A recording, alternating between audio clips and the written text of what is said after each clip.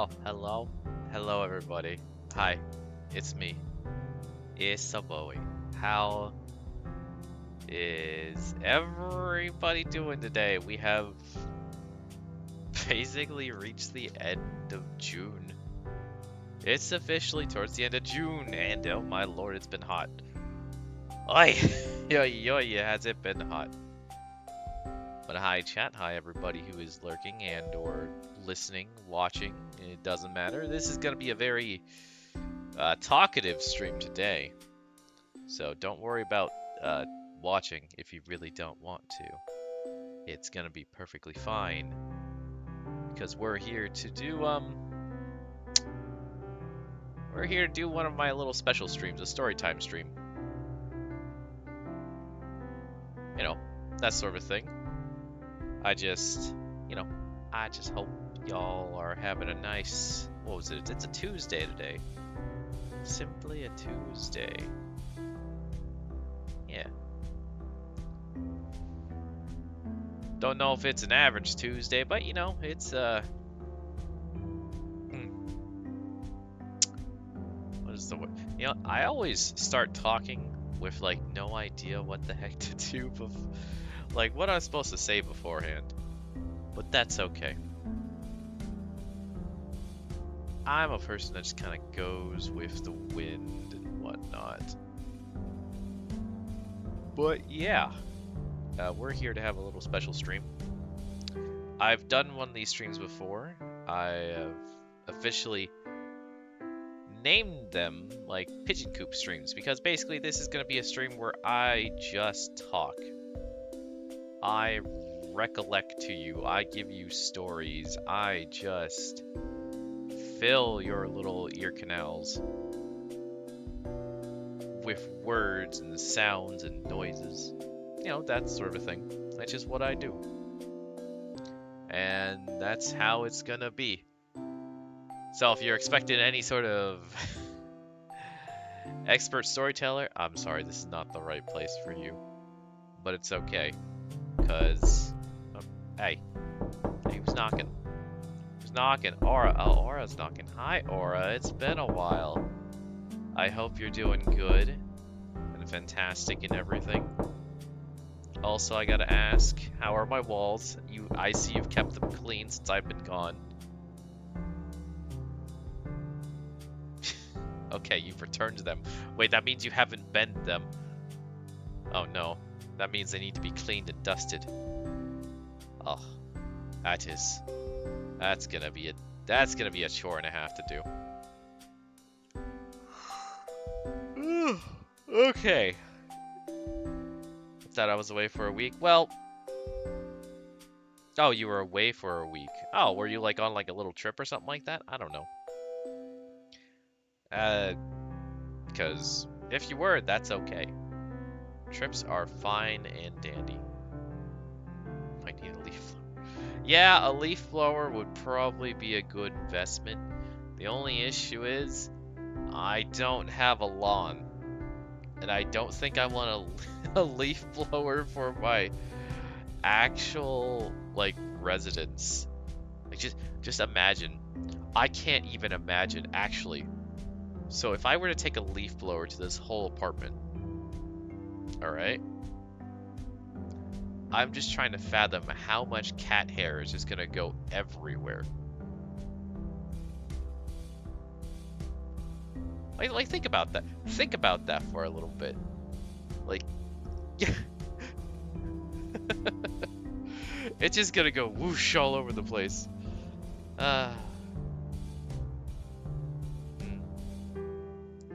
So, you know, before I get to like main event and everything like that, I wanna, I guess,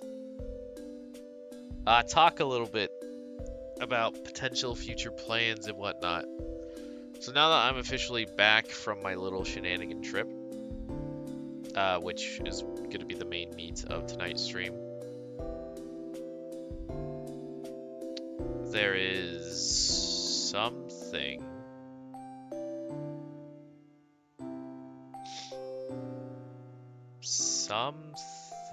that I want to. Oh, yes. I'm definitely gonna try to stream more for one thing. Like, I'm definitely not gonna keep a schedule, because when I have that schedule, the it's weird. Like sometimes, some people are planners, right? Some people are really good planners. They'll catalog everything and make schedules and write everything down. I'm not one of those kind of people. I absolutely cannot stand that stuff. Maybe that's because of how I was raised and whatnot. I wasn't well, I mean, I was disciplined, but I was also very reluctant. I'm a person that likes to do their own thing. I've always been a person that likes to do their own thing. The point is,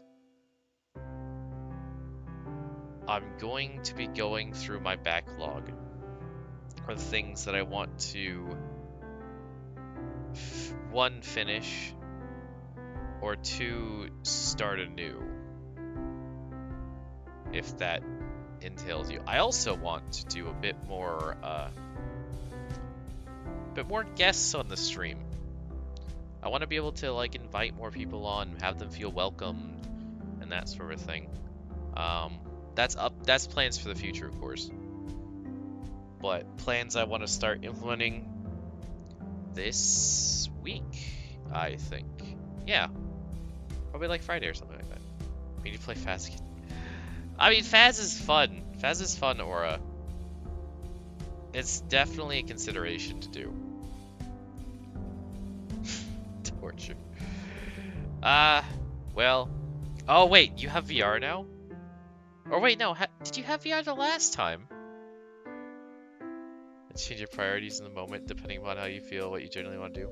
Yeah, that's exactly it, Apple. And also, hi, Apple, welcome to stream. Don't worry, you didn't miss anything. Oh, you just got it? Oh, fantastic. So, we could attempt it, especially with VR. Or, we could,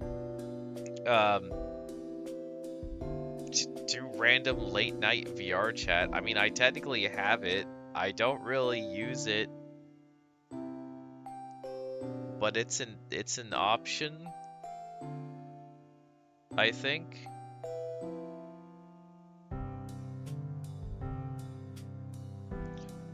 Well, I mean, there's also other. Is there any co-op options that can be done with VR that I currently have?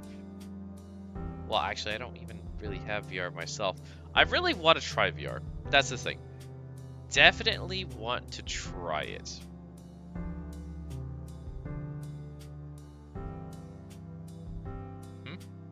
If I get, okay, one day, if I do get VR. Well, what's up, Aura? Talk to me. Thing called Red Room. Red Room? I don't think I've heard of Red Room. Is it another spooky game? It's like Gmod Towers. I don't know what Gmod... Oh, Rec Room. Okay, Rec Room. So, it's like Gmod Towers. The thing is, I don't know what Gmod Towers is, because believe it or not, I am one of those individuals that never actually played Gmod. I never had it. I never had my chance with it. It's unfortunate, but it's a thing. Oh. Oof. Oof. Also, another news today. So, for those of you who have been prowling around TikTok and everything,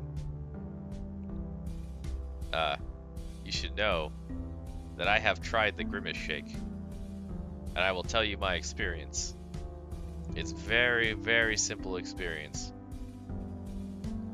I got it.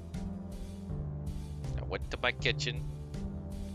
I slurped down a little bit, collapsed on the kitchen floor, and then woke up perfectly fine. It was a perfectly good Grimace Shake, and I swear I am not turning purple to this moment.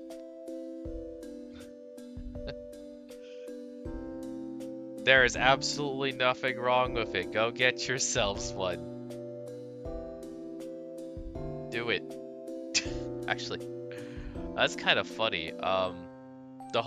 Like the whole like Grimace Shake meme that came out with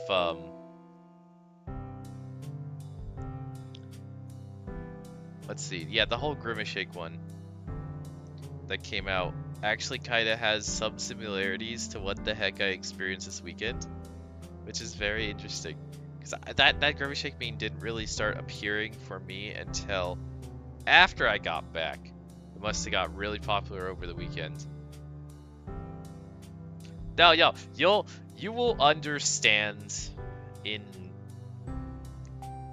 time because basically once I get started telling the story, and I'm gonna get started telling the stories in like 20 minutes or not 20 minutes, like 4 minutes. Hi, Rushdell. Hello. I hope you are fantastic, Rushdell. Can we? Well, I don't think you stream, but I know you're a fantastic mod, and I'm glad I put you on as a mod, because that was a very good call. Ugh. All right, what am I doing? Right, I had it.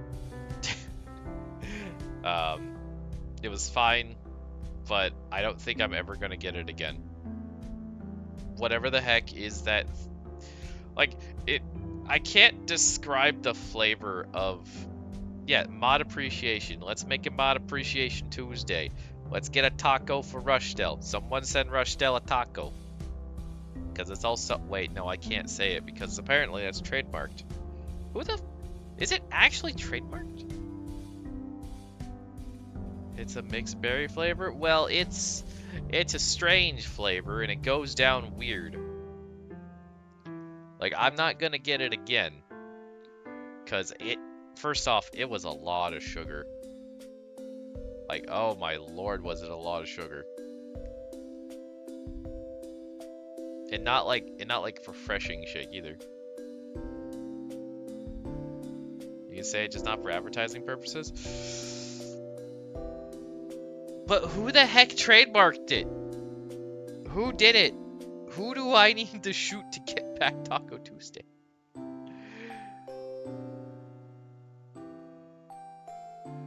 The Taco Tuesday FBI aren't here. I mean, that's true. Well, they might be here. Who knows? They could always be watching. Ugh. Oh god, I'm gonna be yawning so much. Why am I yawning? I guess sometimes it's just the lighting.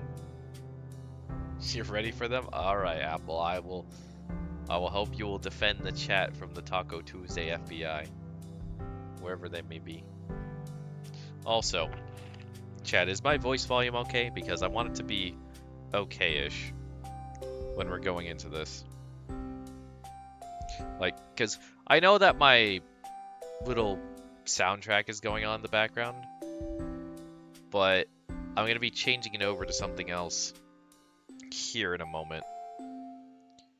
And I don't know if it will affect it at all. I'm just gonna do a few audio tests once.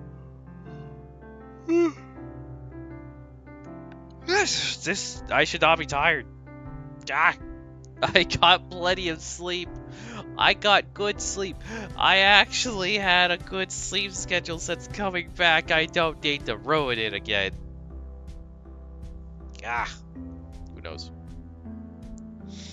Who knows what's happening? Okay. So. I think it's time to transition over. Don't mind me. So we gotta fly over the Pigeon Coop. And here we are. So I haven't used this scene in a really long time. But yes, this is my Pigeon Coop.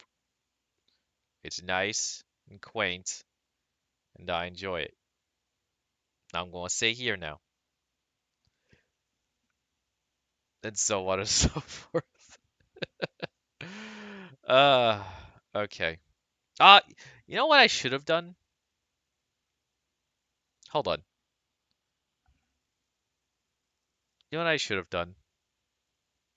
I should have gotten myself a little book to read from. I'm personally seeing this and is like, hey, maybe I should bring a book. That would have been perfect. I could do it now. I could do it now. This is a very I mean, if I do it now, you'll see all my background stuff. Hold on. You know what? I actually don't need to do all that. Give me a second. I could double check something real quick.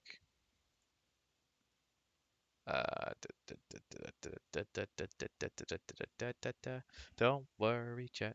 All right, so actually, when I do this, I should always pull out your sippy. I'm not pulling out my sippy. Listen, I want to stay away from shakes right now. Shakes are not good for me. Uh, let's see.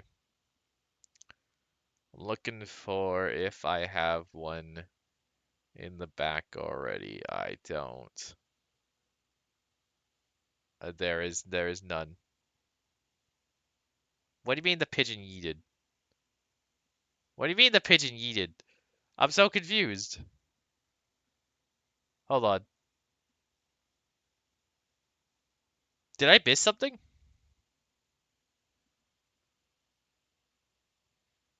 Yeah.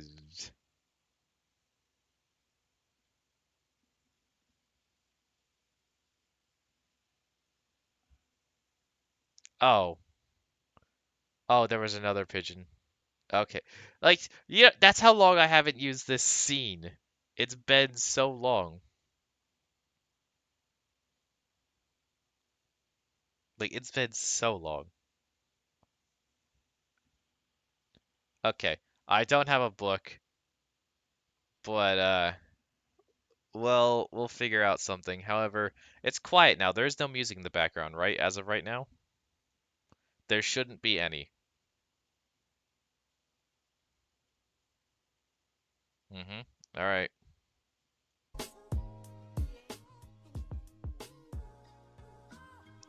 Well, where is it? I don't know. I can't see music. I can only hear music. Yeah. So this is gonna be going on for a while. Not this exact song. It's gonna be changing it up and everything like that. But you know, just it's supposed to be a chill stream. So deal with it.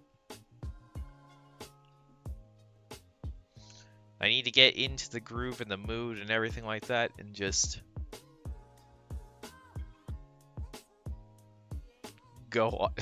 I could actually. Yes, deal with it. Exactly. All right.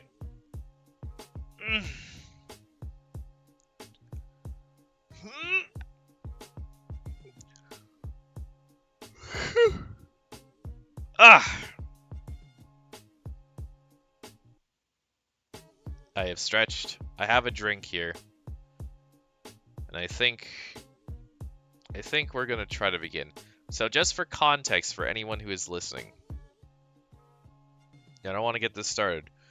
Uh right away.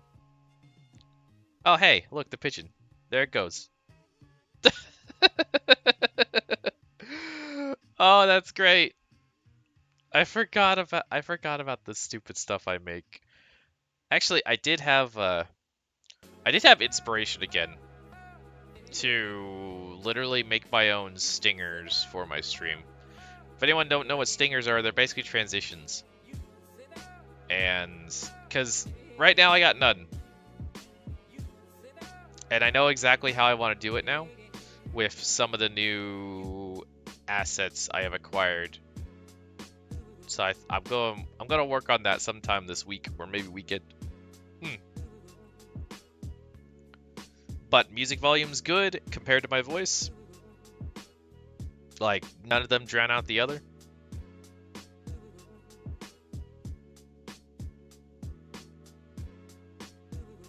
Because that's just what I need to know. Think it's good? Thank you, Apple. You're wonderful in helping out with this. So,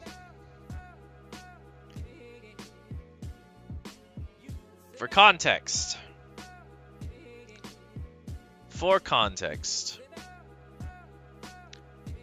You do not... While I do have... You know what? Let me double check on this. Before I flabbergast myself and so on and so forth.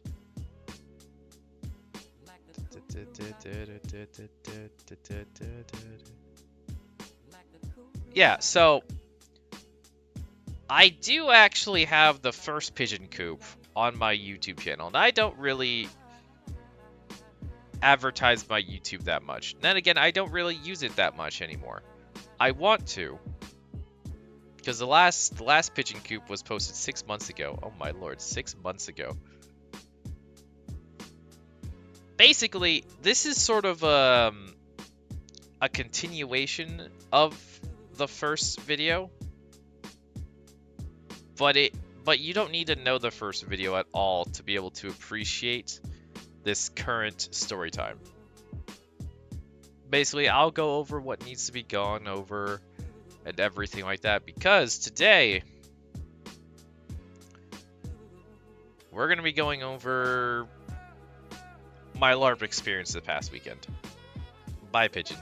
It's good to see that I have a quirky pigeon just flying in and out like this. It's fantastic. It's very fantastic. And Apple, thank you for pointing that out, because I didn't remember it was there. But yeah, you do not need to have any references to the first Pigeon COOP stream to understand this one. And that's how it's going to be. So, where to begin?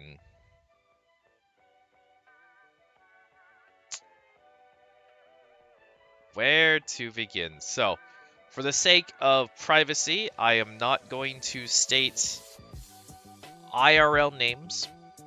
I do not want to give any sort of... I don't want to give any sort of... I don't want to dox anybody, effectively. Like, the people who are mentioned who know things, well, know who I'm talking about, of course, but I ask that you do not give their names away for the sake of their own privacy, and so on and so forth. But effectively, yes, no doxing. We do not allow any sort of doxing in these streams. And if you do attempt to, I will have Rushdell snipe you in your spot, where you stand, or sit, or anything. Rushdell, I hope you heard that. No domain, please. Yes, no domain. And hi, Rocky. It's good to see you here, Rocky. Wait, no, we are not doxing over here. But yeah, Rocky, welcome to the stream. We're actually just about to get started, and so on and so forth. And also, thank you for the follow right away. I appreciate it. And yeah, don't worry. All you have to do is listen in. Think of this more as a podcast-like deal. You can watch if you want, but there ain't gonna be much happening. So we're gonna start with the... What exactly it is that I went to. So, a LARP, or is an acronym for basically a live action roleplay. Oh my god, what the fuck? Why is there an ad? You know what, get this out of here. How did this ad get here? I'm supposed to not have ads. Well, that's annoying. I'm gonna have to be on ad watch. Weird. Okay, so I did add, yes. I'm glad you added Fane, and welcome in Fane as well. The cat emoji is cute. That's my actual cat, Rocky. You'll meet them one day. Specifically you. No one else, just you. Fish? Okay, we'll have the fish on for this. What? What happened? Yeah, there we go, fish. All right, so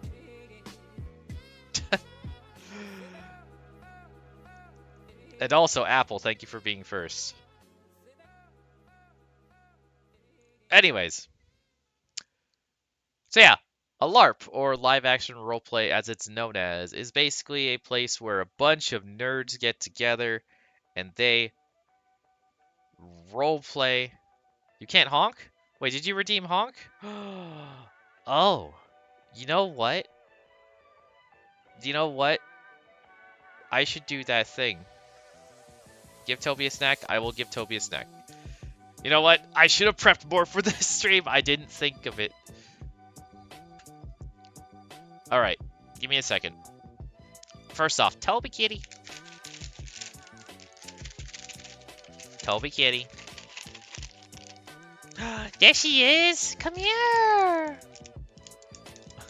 No prep, only stream. Exactly, Fane. That's how it's gonna be. Come here. Yeah, come here. Yeah. Somebody's giving you a snack. Rocky is giving you a snack. There you go. Enjoy your little... But yes, hi CJ as well. I'll have to, I have to do a thing real quickly. Don't mind me.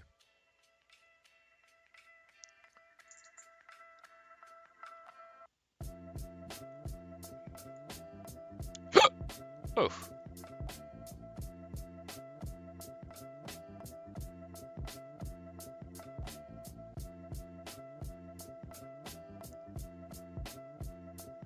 There we go.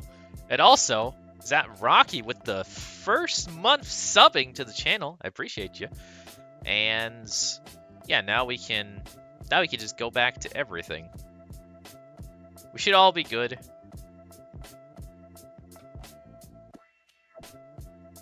For things and whatnot. Alright. Also, I fixed your sound alert thing. You should be able to do it now. You should be able to. Okay.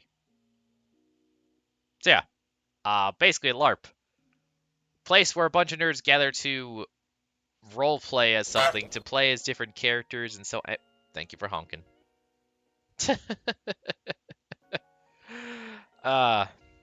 And to act out something for like a period of time. In this case, the specific LARP that me and my buddies went to, I went with 2 buddies. They are going to be known as their... I'm going to refer to them as their in-character names. So you have Sparrow and Finch. It's not Sparrow and Finch, actually. They'll be known as Wrench and Joe.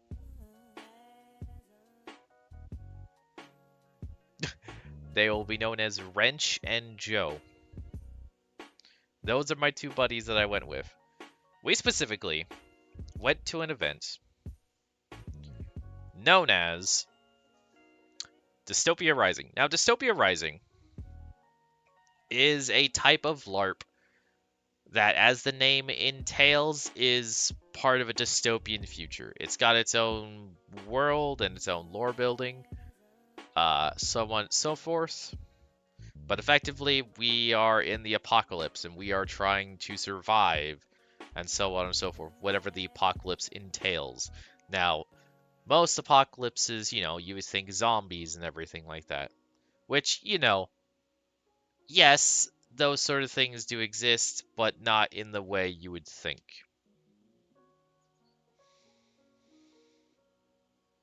But effectively, this sort of LARP has its locations all over the US, where I am located. And they, well, effectively, if this story interests you and you want to participate in one such of these events yourself, you will have plenty of locations which you can go to. Yes, they are getting free advertising from me. No, I'm not going to give you any more information than that. I am not sponsored.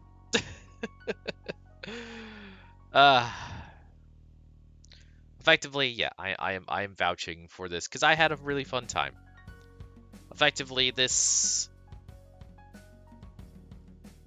could have a possibility of meeting. I mean, true. Very true. I've known several other friends of mine who have actually met through this sort of a thing, and they've had a wonderful time. So it is very possible, but we're not going to arrange that sort of stuff on stream today. We're here to talk about the current stuff that I went with. So yeah, I went with my buddy Wrench and Joe. Basically, they had stayed over at my place after driving oh so long to get to me. They bunked at my place for the night, and then that morning we started a 4-hour long drive across to the site in which we were going to, well, conduct everything. Keep in mind, this is not our first time doing this. This is actually technically our second time doing this at this same exact area. Now, this area is kind of out in the middle of nowhere. Literally so far out in the middle of nowhere, there is no service. There is no cell phone service at all. If you attempt to do anything, you are gonna get nothing. You are stranded, effectively. It's not that bad. It's not like... It's... Like, keep in mind, there are residents and everything. So, you mean my backyard? No, not your backyard. Not that far out. Like, it's out there. It's definitely an area more farmland-ish. Well, actually more foresty. Fade, I poke fun at you. It's fine.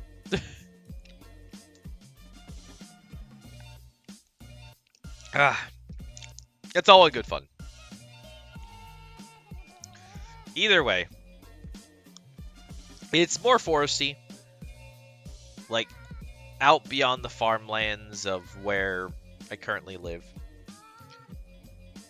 It takes like a while to get there, but it's a really beautiful location. I don't know about you, but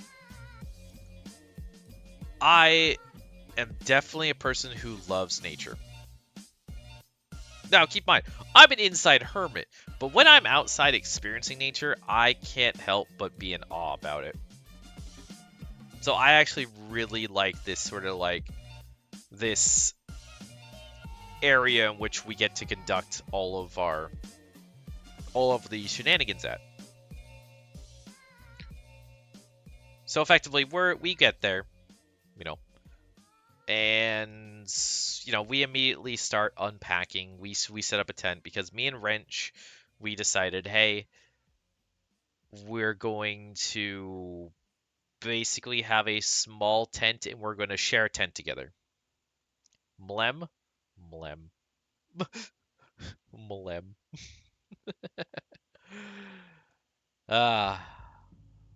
I see CJ has been watching. I know who CJ's been watching. So, yeah, effectively, me and Wrench agreed, hey, we're gonna sleep in a really small tent together. Like, it's very small. It's not like a one-person tent. It's easily a two-person tent, but, you know, it's definitely a nice condensed space. While my other buddy, Joe, they decided, hey, they're going to do what they did, I believe, last time. And effectively, out there in our little area, there is basically a abandoned train caboose. Like, it's abandoned, it's emptied out, but it works for if you want to, like, stay in it, to, like, sleep in it, and so on and so forth. Because, by the way, this LARP isn't like a one-day thing. No, it is an all-weekend event. The railroad, there's not a full railroad. There are evidence of some tracks, but wherever there is, it's effectively like, it's not an active railroad track. Like I don't know the whole story of how the caboose got out there. It's just there. But effectively, so yeah, Joe decided they're gonna stay in the caboose and whatnot. And for reference, me, Joe, and Wrench, we are relatively new players to this LARP, to Dystopia Rising. This means that we're kind of like, when you get thrown into DR, they kind of give you a grace period to learn things. And they do that by giving every single one of these players a blue bandana to either put on as an armband or a headband or whatever. The Signify is like, hey, you're a bluebird. You're learning things and everything like that. And while, you know, we are learning things still technically, it doesn't mean that we don't know we're not completely in the dark. We have ankle band? No, ankle band's not gonna do it. Trust me, ankle band is not gonna do it. But effectively, it's like we go out there, you know, we start meeting up with a lot of people we did last time, like the director, the head of operations, everything like that. Which, by the way, I'm so happy for this time. Effectively, when you go to these sort of events, they have, like, you know, they have events. They have, like, a planned schedule for things like that, of, like, things to happen, so on and so forth.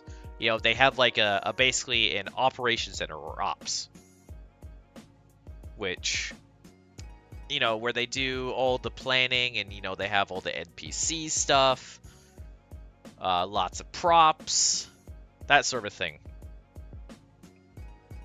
When we went the first time in the same area, the ops center was located, like, out of the play area, basically, but up this, like,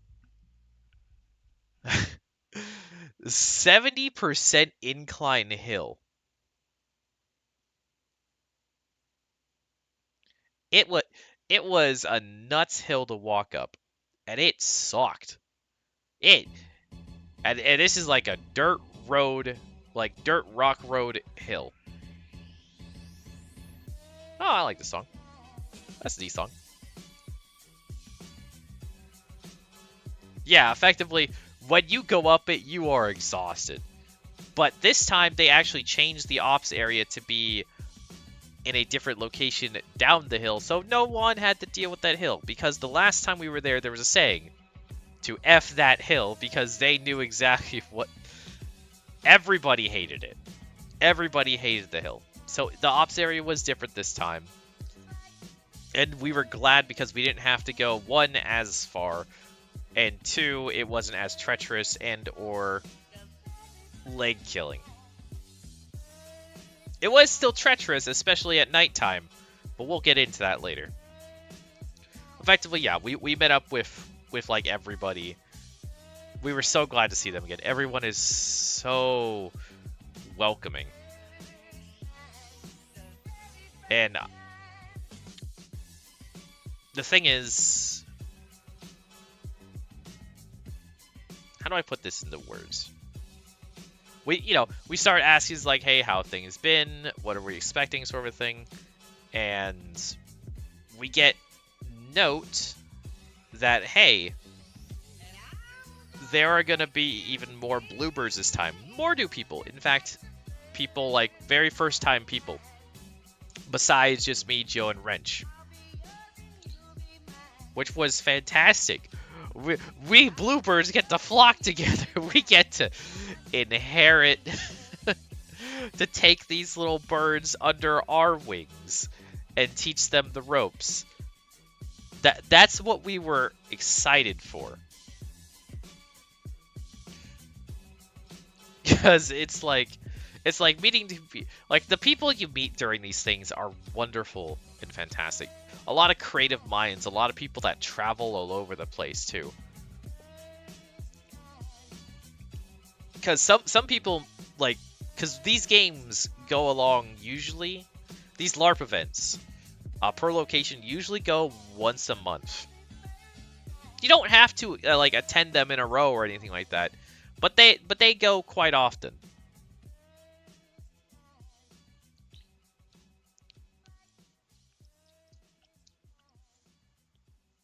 Ah, Lord.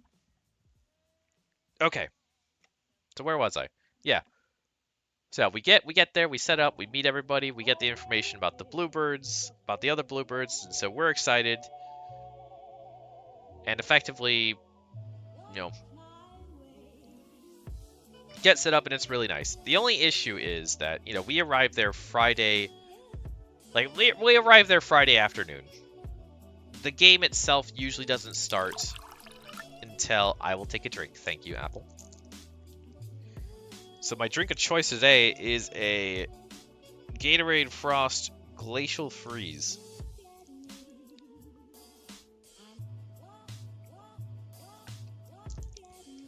Gotta have those electrolytes. These have electrolytes, right? I think they do.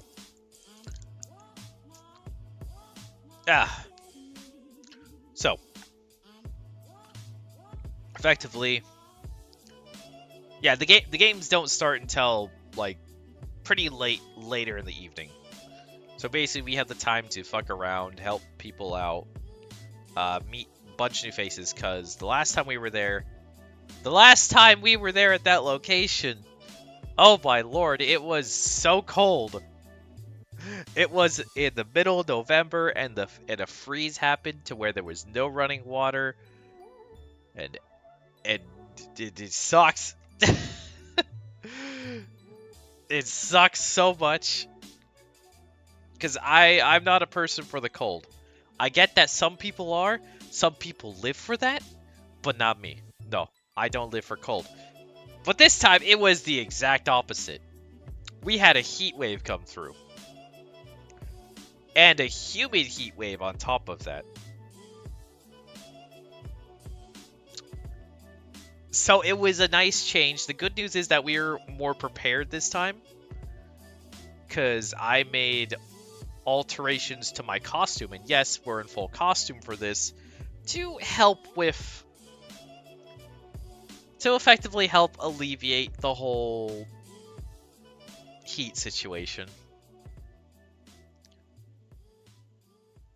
Which I may have prepared literally the night before. I literally found like an old shirt, and I'm like, you know what? We don't need this half of the shirt. We don't need this half of the shirt. Because that's the glory about this kind of LARP, where it's in literally a dystopian future. You can look as rugged as you want, and no one cares. You can look rugged and homeless, and you'll fit right in. It also gives you an excuse to just go ham with some scissors or knives on whatever clothes you just want to get rid of. And you don't think you get paid for. Look rugged homeless. You don't have to. Specifically, Apple, most characters will have different looks depending upon, well, of course it's up to the imagination of the player, but most characters can have like a general idea of what they want based on a whole bunch of like lineage stuff. Because yes, in Dystopia Rising there's a whole thing about lineages and different kinds of like characters, because it's not just like, I mean, technically you're all humans, but some humans have mutations, some humans grew up in various different areas, and so they have certain characteristics about them that help them out, such as, a good example is the Murricans. Yes, they're called Murricans. They are known for being very... Just think of your average Texas individual, your most stereotypical Texas individual, and you have Murrican. Well, close. It's like Merica. Murican. Yeah, so Muricans. Yeah, Muricans. Muricans. they're they're your you just have to think of a stereotypical person from Texas, and you have Muricans. Yeah, a Murican. It's a funny play on words, but that's like based on your strain is kind of how you design your costumes, sort of thing. It's like a printout of your costume. Well, not exact, but you have a basis. Like for my character, and I will now give you references to my character. My character for this Dystopia Rising. If for those of you who paid attention to the last Pigeon COOP, their name is Basco, after Tabasco, the hot sauce. Just Basco. So Basco is what you call a townie. Their lineage is a townie, but specifically they are known as a baywalker. They think for a second of people that live around docks and everything. They're still like in town, but like think of a dock worker. That's kind of the basis for Basco. And so on and so forth. But yeah, that's my character. So the thing about my character is my character has to have a couple things. First things first, pockets. I need to have a lot of pockets. So I have a vest with 16 pockets. Do not ask how I have so many pockets. I just do. I can hold a lot of things on my Yes, 16 whole pockets. There are quite a few that are hidden, but they are pockets. I can hold a bunch of like a bunch of stuff on me, and it's actually so pleasant. And I'm not even talking about the freaking oh lord, like the bandolier sort of thing that's also on it. Like I have like 3 little slits for like small cylindrical things, like bullets or whatnot. But I don't use bullets. I don't have a gun, so it's fine. But effectively, my character is supposed to have pockets and tattoos. The unfortunate thing this time is that I did not put on tattoos like I was supposed to. But it's okay, because people knew who I was. And people knew I was a baywalker and everything like that. But effectively, Basco is my character that I'm going in with. You know, we wait until the proper time to where game's supposed to get started. We have our meeting beforehand, like once all the players are present before game officially starts. Because once game starts, you're basically in character for the whole weekend. You basically have to stay in character. Like, it's not super enforced, because there are things you can do to like talk out of character and everything like that, get clarifications on certain rules and whatnot, you know, that sort of thing. But we have our meeting before game, where basically certain things are introduced. The general idea of this game is introduced to the players, and like certain mechanics and everything like that, and what's going on with the current trade event. which the trade event is it's effectively the LARP. The time when all of our player characters come into this town that we're going to is called a trade. You know, it makes more sense in game, but effectively, we get informed that hey, there are going to be a couple new mechanics that players are going to have to take note of. Specifically, that's a weird song. I'll turn that down a little bit. It's a little loud in my ears. Just a little loud. So, where was I? Right, certain mechanics. We were informed that certain mechanics are going to be present in the weekend's event, such as a new mechanic known as Impale, where effectively, if you get impaled, you're stuck on something, and that something can take you wherever it wants.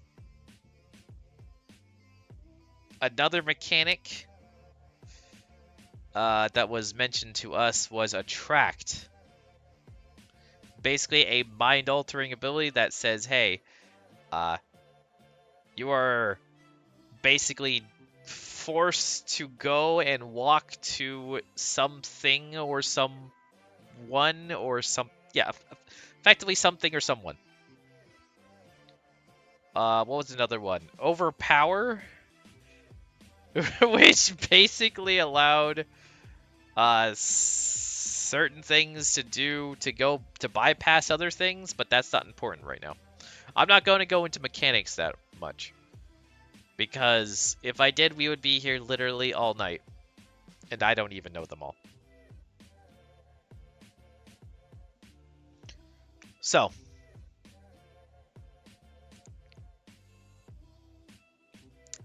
we had our meeting. We were told, hey, you have to worry about those sort of things, and basically told, hey, it's going to be really hot. You know, make sure you drink plenty of water, which we were all prepared for, which was fantastic that we were all prepared for that, because they were not kidding. The heat wave came in and it drilled us. Yeah, I'm pretty sure I have a tan face now. Actually, as I feel around, I could feel my nose starting to peel.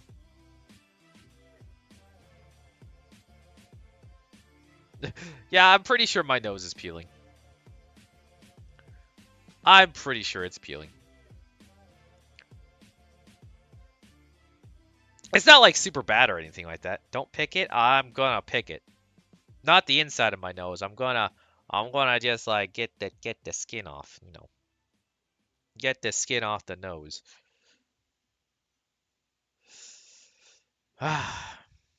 Put lotion? I don't know what that is, Apple. I don't know what a lotion is.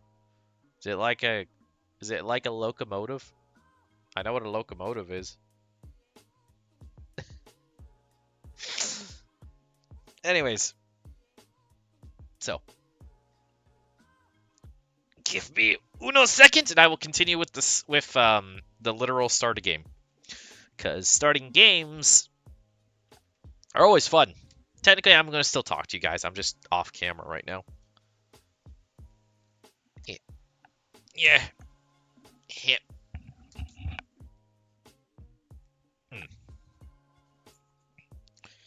Slowly. No, I will not slowly put on lotion. It does not belong on my skin, and it will not get the hose again.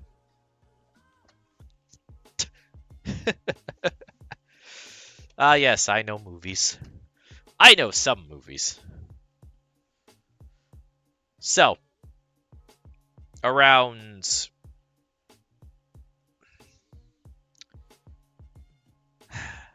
I should also mention before we start, when you're in these sort of games, You're not really not allowed to have like technology on you in the sense of, yeah, you are not allowed to have cell phones on you.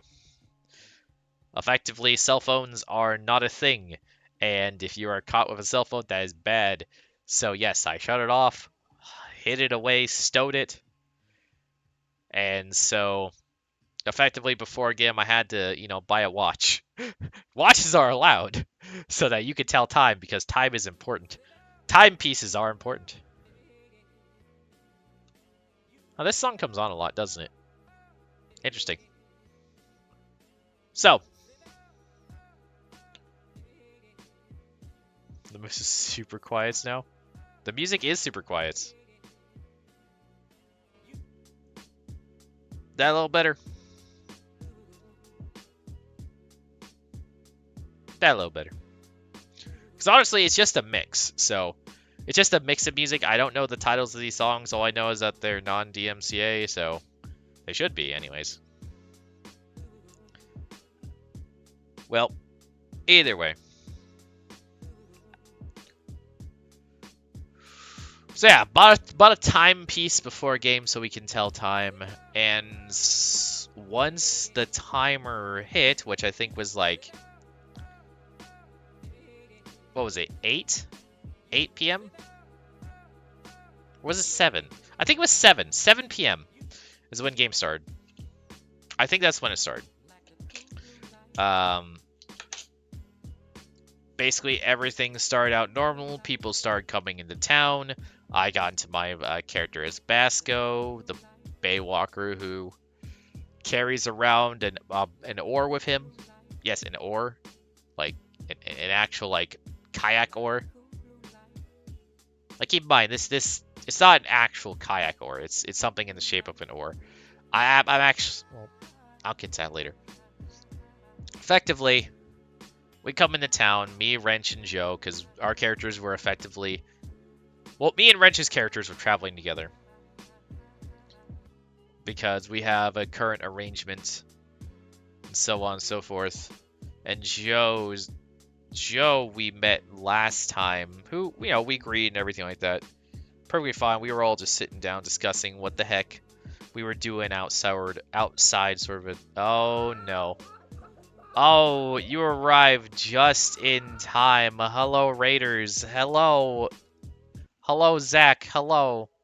Oh, my lord. Hi, everybody. Hi. Hi, Zach. We're literally just getting started with the actual of what the heck happened if you want to stick around.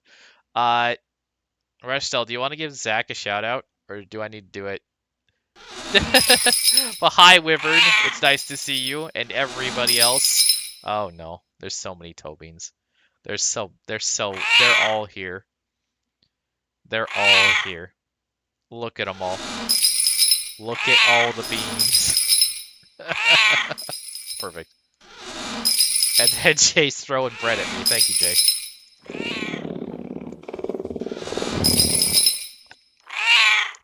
But yeah, Zach, how was it was Mario Party you were playing, right? Like sober Mario Party? Hold on, how did sober Mario Party go? If you're here, if you want to talk. Otherwise, I know. Otherwise, I know if you gotta hit and run, if you gotta drop and run, that's okay too. Probably I wasn't there. Ah, I see. I see. Cause yeah, we're just chilling for now. Also, hi Hyper. It's good to see you here too. I was literally just getting started on what the heck happened. I know I've been streaming over an hour, but like I've been explaining things and just talking here. And Star as well. Hello, Star. It's been a while since I've seen you. Oh, there's gonna be so many freaking cats. LARP experience? Yes, LARP experience. Let's get started, or let's keep going. So, I don't know if I should turn off. No, we're not gonna turn off the toe beans. We're not going to. We'd never turn off the toe beans. Yeah, never. We'll never do it. Don't let us distract you. Listen, it's not my fault. I'm an easily distracted pigeon. I see shiny things or I see something loud or fuzzy and I go after it. That sort of thing. Or something like derpy like what I'm holding. You know. Anyways. So our characters get into town. And this is the town known as Quiet Hollow, by the way. Oh, thank you for throwing a gray at me. So yeah, our characters get into the town known as Quiet Hollow, a little place out in the southern parts of the U.S., which had a lake beak extremely contaminated with radiation. The only reason why this place is safe is because of kazoo, by the way. Because there's so much kazoo that just absorbs the radiation, we're allowed to go there without dying from poison. And my character, Basco, Wrench, and Joe meet up there. Oh yeah, I'm going over my LARP experience, Wyvern. Listen, it's not going to make entirely a lot of sense. Yes, I'm going over my LARP experience right now, Star. Yes, radiation. All the radiation. Okay. So, we go there for the trade. Wrench, Basco, Joe, meet up, start. Yeah, we just got to the beginning because I've been explaining everything before that. We meet up, sort of catch up a little bit on what our characters have been doing, sort of a thing. And then we actually meet up with the new Bluebirds, who had just arrived into the trade. I had mentioned them before, but effectively we had 3 new players joining into the trade that weren't me, Wrench, or Joe. So we meet up, and 2 of them are brothers. 2 of them, Monty and Jasper. These big, kinda burly-looking individuals who were... Monty was like kind of the bigger and angry one who just was really like... He was like strong-arm barbarian material, if that makes sense. He had this deep, grungly voice that just craved bloodshed. That's the best way I can describe them. But then no, Jasper was also pretty big. He was like angry looking, but like a lot more soft spoken. Like definitely the I feel like the younger brother of the 2, the more level-headed one. which is pretty cool. I sort of like the vibe they were going with. And then the other Bluebird who came in, and I immediately, out of character, felt sorry for this individual. I didn't later on because they figured something out. But effectively, they came in with a whole bunch of wraps and like a big old hat and everything like that. And this was like 90-degree weather. So I felt like they were dying. And they really were because of the heat. Oh my lord. But their name was Otto. They came in with like guns strapped to them and everything like that. They were prepared. When I first saw them, I thought, this is what I mentioned earlier. This guy is American. American, the the 10-gallon hat wearing freaking gun shooting Western type. Apparently no, his character was actually a Lescarian. So Lescarians, Murican. You gotta say it in your chest. Murica. No. Because it's not Murica. It's Murican. It's a type of lineage or it's a type of variant of human that is in this LARP. High. So it's Murican.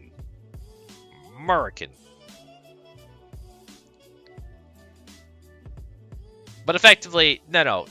His character was actually a Lascarian, which is kind of a weird strain. Well, it's not weird. Effectively, think of Lascarians as vampires. They do not do well in the sun. They are pale, they have lived in caves, and the sun kills them. They may also feed on blood. They are literal vampires. So when they come out, they have to have like their whole body covered and everything like that. It's I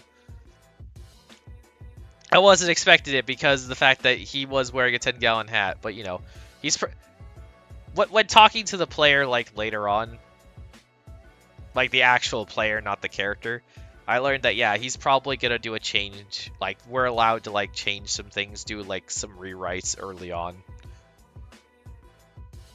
and so on.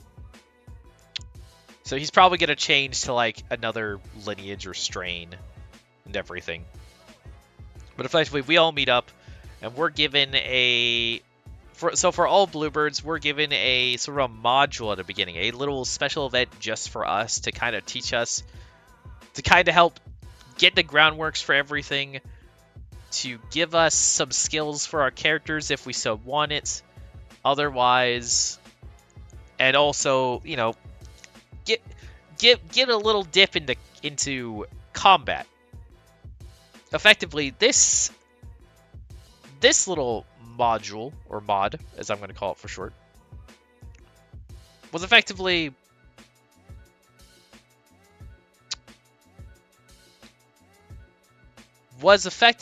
an individual who came to town because their vehicle, their engine exploded outside of town. And they needed some individuals to come out to help them, like, gather the parts of the engine and start fixing it. So, you know, we as helpful individuals, because none of our characters we're not inherently like assholes. Definitely not inherently assholes. Went out into like the point to where, you know, darkness had actually taken over. When I mean darkness, the sun is set. The sun had set, darkness taken over. We turn on our little headlamps. Everyone's required to bring a headlamp, but a headlamp with a red light functionality. So effectively, we have all of our red lights on, so that we can see and go out into the woods on the dark trails to go to the truck, find pieces of this engine, and help out this individual who came to town. You know, of course, we said we were going to get paid, and yes, we did definitely get paid. So once we get out there, you know, there's a thing representing the truck, which is basically a bunch of pipes, like PVC pipe, put into the shape of a truck out there. Not like a full truck or anything like that, but enough to where, you know, you get the idea. We go out there. There's another NPC out there that's their partner. So we start looking in the dark for all these pieces. And of course, out of the darkness, here comes some Zed, or zombies, basically. This world's variation of zombies.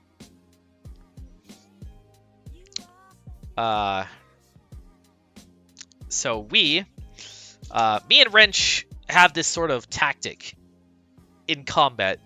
See, Wrench is... I didn't really describe Wrench's character this time yet. Wrench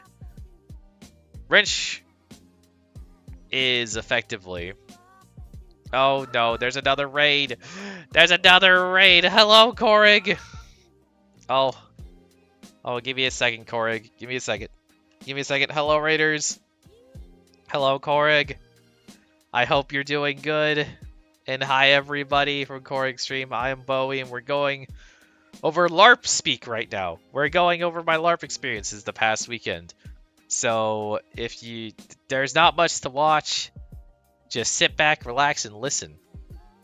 Everything is going great, Korig. And yes, thank you for giving Korig a shout out. Korig, what were you doing? I hope whatever it is was very fun and entertaining. Yeah, just tell me about it before we continue, because that way I can keep on track and get easily distracted. Keep getting easily distracted.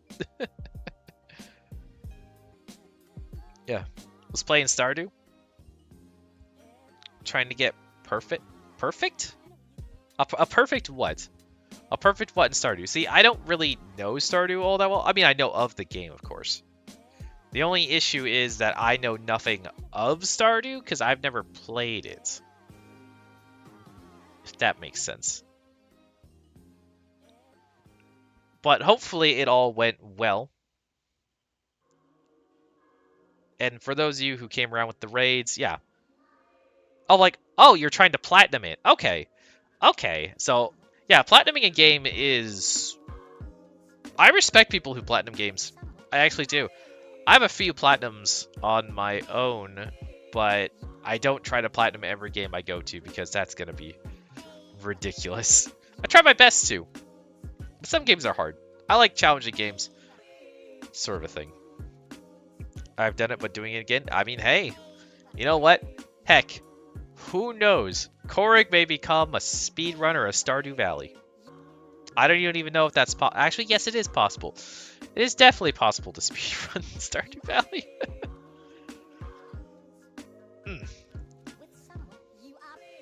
But we'll see. We'll see in the future what it holds. Either way, as of right now, for those of you who came in, we're going over my LARP experiences this past weekend, like I said before. And we're sort of in the first night still of what the heck happened for my character and everything like that. And yeah, so it's story time. Effectively, you don't have to stick around and watch. There's not going to be a lot of visuals, but if you want to sit back and listen, then please do so. I do not mind having more ears hearing about this stuff. Because, well,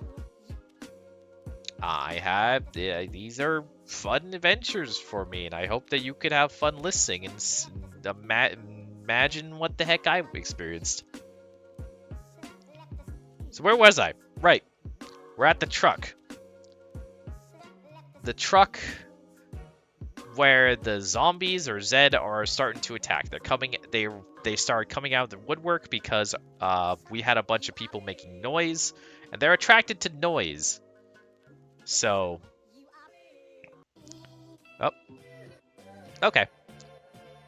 So effectively, me and Wrench, my buddy Wrench, he is, I was explaining him before, he is a strain known as, well, he is a rover lineage whose strain is effectively is called a diesel jock. Effectively, they like to build cars and everything like that. They tend to be heavy travelers. They build cars and basically Mad Max type mobiles and everything. And they may or may not drink motor oil.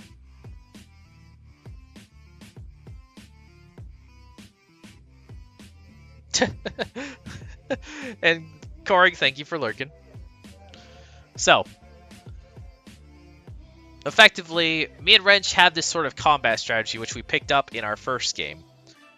Wrench is a sword and board type character. He has a shield, and he has a sword. He is a very defensive sort of playstyle. He is a wall.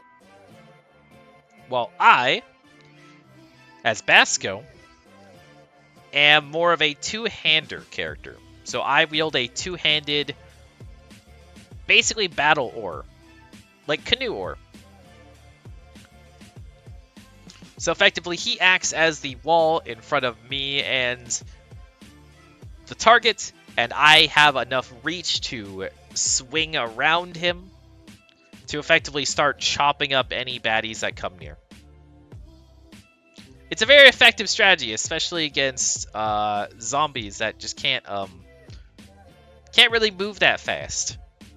So effectively, we start getting into shield walls, and we even start like teaching the younger bluebirds, specifically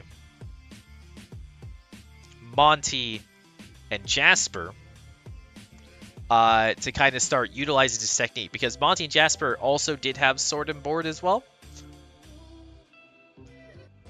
They had the sword and board because of, well, they didn't actually bring their own weapons to the LARP, so they had to borrow some. But that's okay. And give me a second.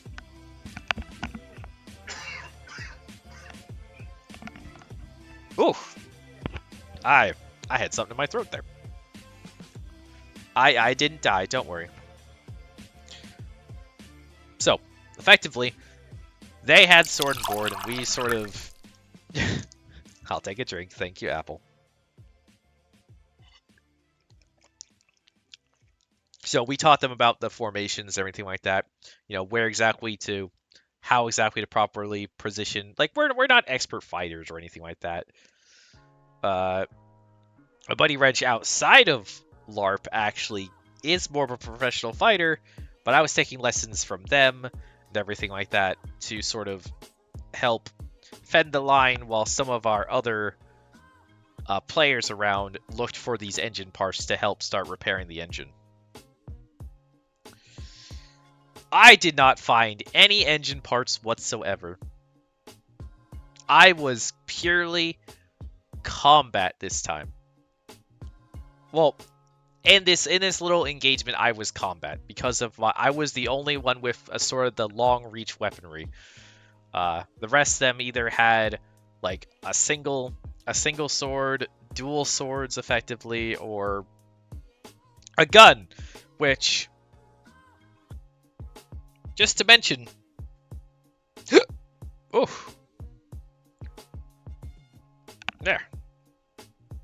Guns aren't that effective actually on zombies in this universe. The little pew pews, they don't tend to do much. It's better to just kind of, you know, lob their limbs off instead of shooting them. It's very strange. I could get into the actual whole reasons why for that, but let's not. Guns are still useful, mind you, just not against zombies. So we take care. I start like taking care of the zombies while the rest of the people just go around, everything like that. You know, I do a good job. I protect everything. The truck gets repaired. Everybody hops in the truck, and we go drive them out to make sure they get to safety. We get paid with effectively like effective materials like salvage and everything. Salvage scrap, things that we can trade or use to build other things while in town. And as we get done with that, we actually get approached by, I think, another NPC? Yeah, I'm pretty sure this was an NPC, but now this NPC comes to us in a fancy white suit and tie. You know, he looks like your standard, your stereotypical office worker type thing. And he introduces himself from being a part of the family and hands all of us bluebirds, effectively, a nice drink. Like an item that's like a nice drink, a serum, if you will. Now, my character Basco, like, is listening to this individual, this individual about quote unquote the family, and starts getting a little interested in like, okay, what the heck is the family? Because me as a player, I knew a little bit about the family as a player, but as a character, no idea. So Basco like kind of is like, all right, I'm gonna find this guy later, and I'm gonna start talking to him again, because we were told, hey, find them again later. Uh, you know, because he's gonna teach us something. And it wasn't like in an ominous way. It was more of just a general, like, kind of helpful way, but like with a little bit of an undertone. It's like, yeah, you should come to get some help from us, otherwise something bad may happen, sort of a thing.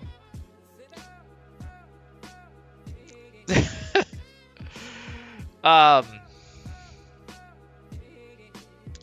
Either way, once our little thing was done, we take the bluebirds into the main, like, sort of like hall slash bar for the remaining, where most of the characters are at, most of the player characters are at. You know, we start seeing people again that we haven't seen in forever, and we start discussing. It's like, hey, what the heck are we gonna do tonight? Some players were having a discussion. It's like, I think one of the characters, Lazarus, is their name. And Lazarus, my character Basco, also knows quite well. In fact, they know them so well, I died alongside Lazarus last time. But we're not going to get into that, because that was last LARP. Like me and Joe know Lazarus well. Lazarus is effectively is a larger type individual who tends to have an ego much larger than they are. They also tend to be a crime boss. Not like so they're a person that you shouldn't get acquainted with, but at the same time you should get acquainted with. And luckily I did so. But like, they were wanting to start like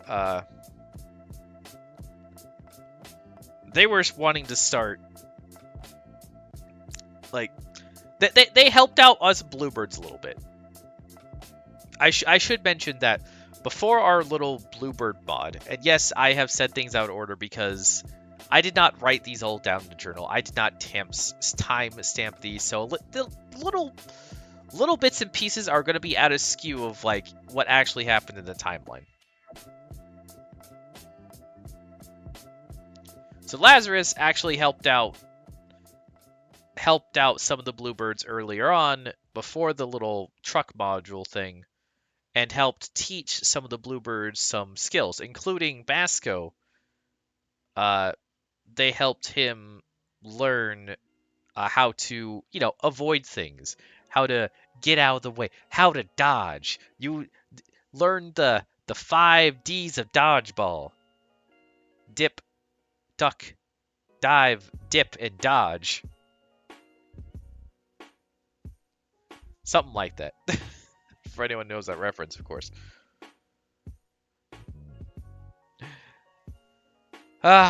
So effectively, Lazarus was talking about immediately when we get in the bar. It's like, hey, y'all want to like start putting in your bets, or start putting yourselves into the ring. It's like, what ring? It's like, yeah, we're gonna have a fight night. We're gonna have you guys, like, well, not you guys, but whoever wants to. We're gonna have you fight, like bare knuckle sort of a thing.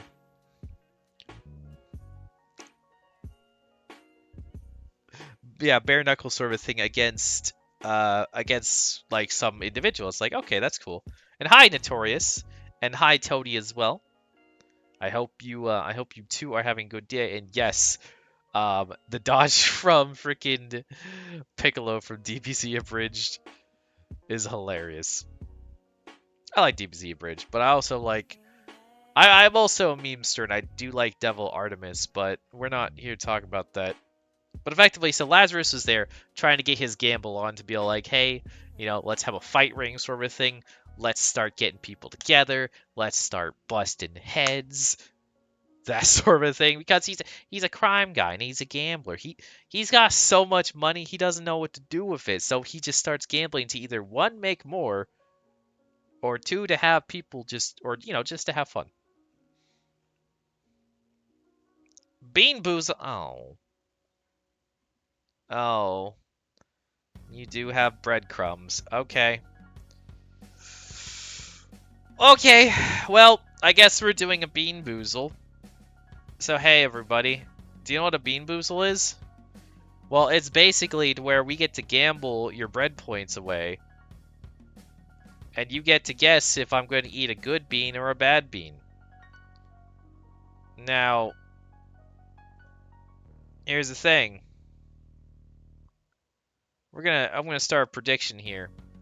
You guys are gonna have 2 minutes to guess if it's a good bean or a bad bean. And you guys are gonna, yes, beans. Also, hi, Elena. I hope you are having yourself a wonderful evening. But yes, so if you guys want to earn some points, some breadcrumbs, feel free to pop in for this. I'm gonna take a spin on the whole Bean Boozle, and we're gonna see what we get. All right, so good news. It's a bean I can easily identify. So, you're gonna either guess if it's going to be a berry blue, that's the good bean, or if it's going to be toothpaste, the bad bean. I'm gonna leave a 5-minute prediction actually, since for reasons. Yeah, and go ahead and start predicting good bean for blueberry or bad bean for toothpaste. I have the bean right here. I will not eat it until the prediction is done. But in the meantime, go ahead and listen to my stories. Where are we going? So yeah, Lazarus is starting up his fight pits.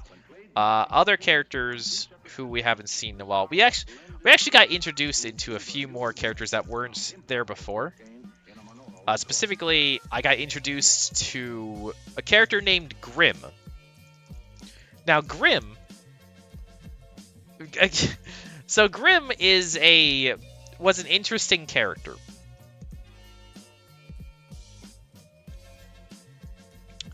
So, Grim is, is a strain, I believe, called a Revenant? I would go in for Toby Tobeans. I mean... Toby Tobeans actually is right here. Hi, Toby Tobeans. Hello. Hello, baby. Come here. Come here. Come here. Come here. Yeah, come here. You can lay here. You can lay here. Come here. Fine. You stay over there on the other side of the bed. Either way, we met a character named Grim. Now, Grim is a Revenant. They have effectively some weird mutations with them, which give them some animal parts. They are kind of like... They effectively have, like... They effectively have fox ears and a foxtail. And they are a kind of a... Well, Grim, his character is kind of... Definitely a rowdy character. And what I mean by rowdy is they tend to get into a lot of trouble. Lurk? Luna, hello! Thank you for popping in. Hey, Star or Rushdell, would one of you like to give Nephaluna a shout out? Because they are a wonderful bean. They're a wonderful croissant, and I think they deserve it. Unlurk? No, you're not allowed to unlurk. You must stay lurking. Yes, you need a shout out, Nephaluna. Because you always give me a shout out whenever I'm in your streams. Now you have the pleasure of getting shout out here, as long as my mods do it. Otherwise, I will do it myself. You can't stop me. I will attempt to. Do not tempt me. But yeah. Let's see. So anyways, yeah, Grim, the fox character, tends to get themselves in a lot of trouble. Because of their own actions, mind you. Not that that's a bad thing. Well, actually, it kind of is a bad thing. But there's a reason why they were so rowdy, and my character Basco doesn't learn why until later. But however, as we're discussing exactly, it's like, what the heck to do, right? Like, what the heck to get going and everything like that? Because right now, we're just all catching up. All the people who came in from the trades and everything like that. The bar gets under attack. Now the bar gets under attack specifically by these vine-like entities, these plant-like entities, known as creeper vines. And they're not your, like, creeper vines that climb up onto trees or anything like that. No, they are large vines that literally have minds of their own. And they start creeping into the bar, and we effectively start having to immediately start having at them. Because what they start doing is they start stabbing people. You successfully avoid what you avoided? No, you didn't. No, Luna. Oh my god, my mods. Mods, why are you like this? Mods. Mods, I will figure this out. No, this is not. This is not. I'm doing it myself. Mods are chaos. My mods are death. Or they're not here. Go follow Luna. They're a wonderful artist. Seriously, they're great. They do a lot of more morning streams as far... Yeah, they do more earlier morning streams. Or mornings for me. But yes, go follow them. Anyways, is our prediction done? How dare you? No. Get followed. Yeah, get followed, nerd. No, seriously, Luna, we need to catch up. We do need to catch up. We need to, like, we need to plan something together. For real. Anyways. So yeah, creeper vines start creeping into the bar. They stab some people and they start dragging them out of the bar. So my character, being the helpful character that wants to kind of, you know, put his all into this, goes out there and he starts fighting the vines. And then I get stabbed. I get stabbed and start getting dragged out. Because apparently what we're learning is that they're coming from the direct, like, these vines are coming from the direction of the swamp. Yes. It's, and so my character, being in the stab position and having a giant weapon that they cannot throw around right now. Wait, hold on, is Monster here? Monster's here! Hey, look, Monster's here. Hi, Monster. It's good to see you. Can't do anything to this vine as they're getting dragged out. So all he could do is just start crying out for help. So he just starts crying out for help, and a group of people start running to save me. So they do. They manage to kill the vine. I'm dropped. However, the person who's playing the vine, the NPC, goes up to my ear and whispers like, "Hey, you're infected with with the following disease." It's like, oh no, I have been diseased. I have been malaria'd. That's bad.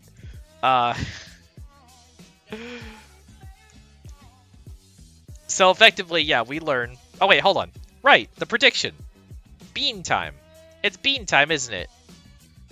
All right, y'all ready? Are all your predictors ready? All your breadcrumbs in one place? So, good bean or bad bean? Toothpaste or blueberry? Or blueberry is the good, toothpaste is the bad. Here's how it goes. I will eat the bean. I will chew the bean. I will swallow the bean. 3, 2, 1.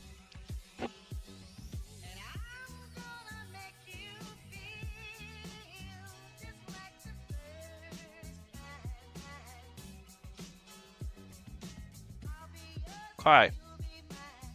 So. I'm gonna be honest with y'all.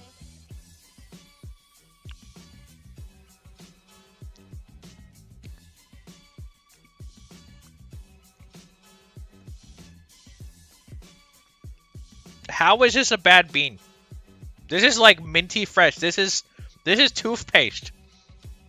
How is this a bad bean?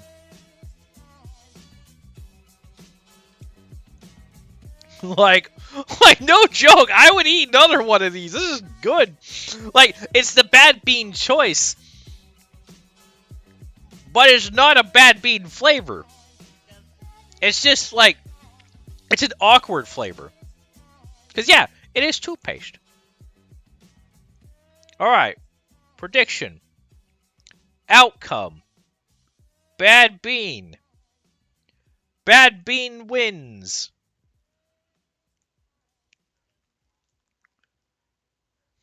It's like the grass jelly bean in the Harry Potter box is amazing. I believe it. Bad huzzah! All right, let's see the details. Let's see the results. 1,300 breadcrumbs going out, or 13,766 It's gone. going out to Apple Moose and 2 others. Holy crap!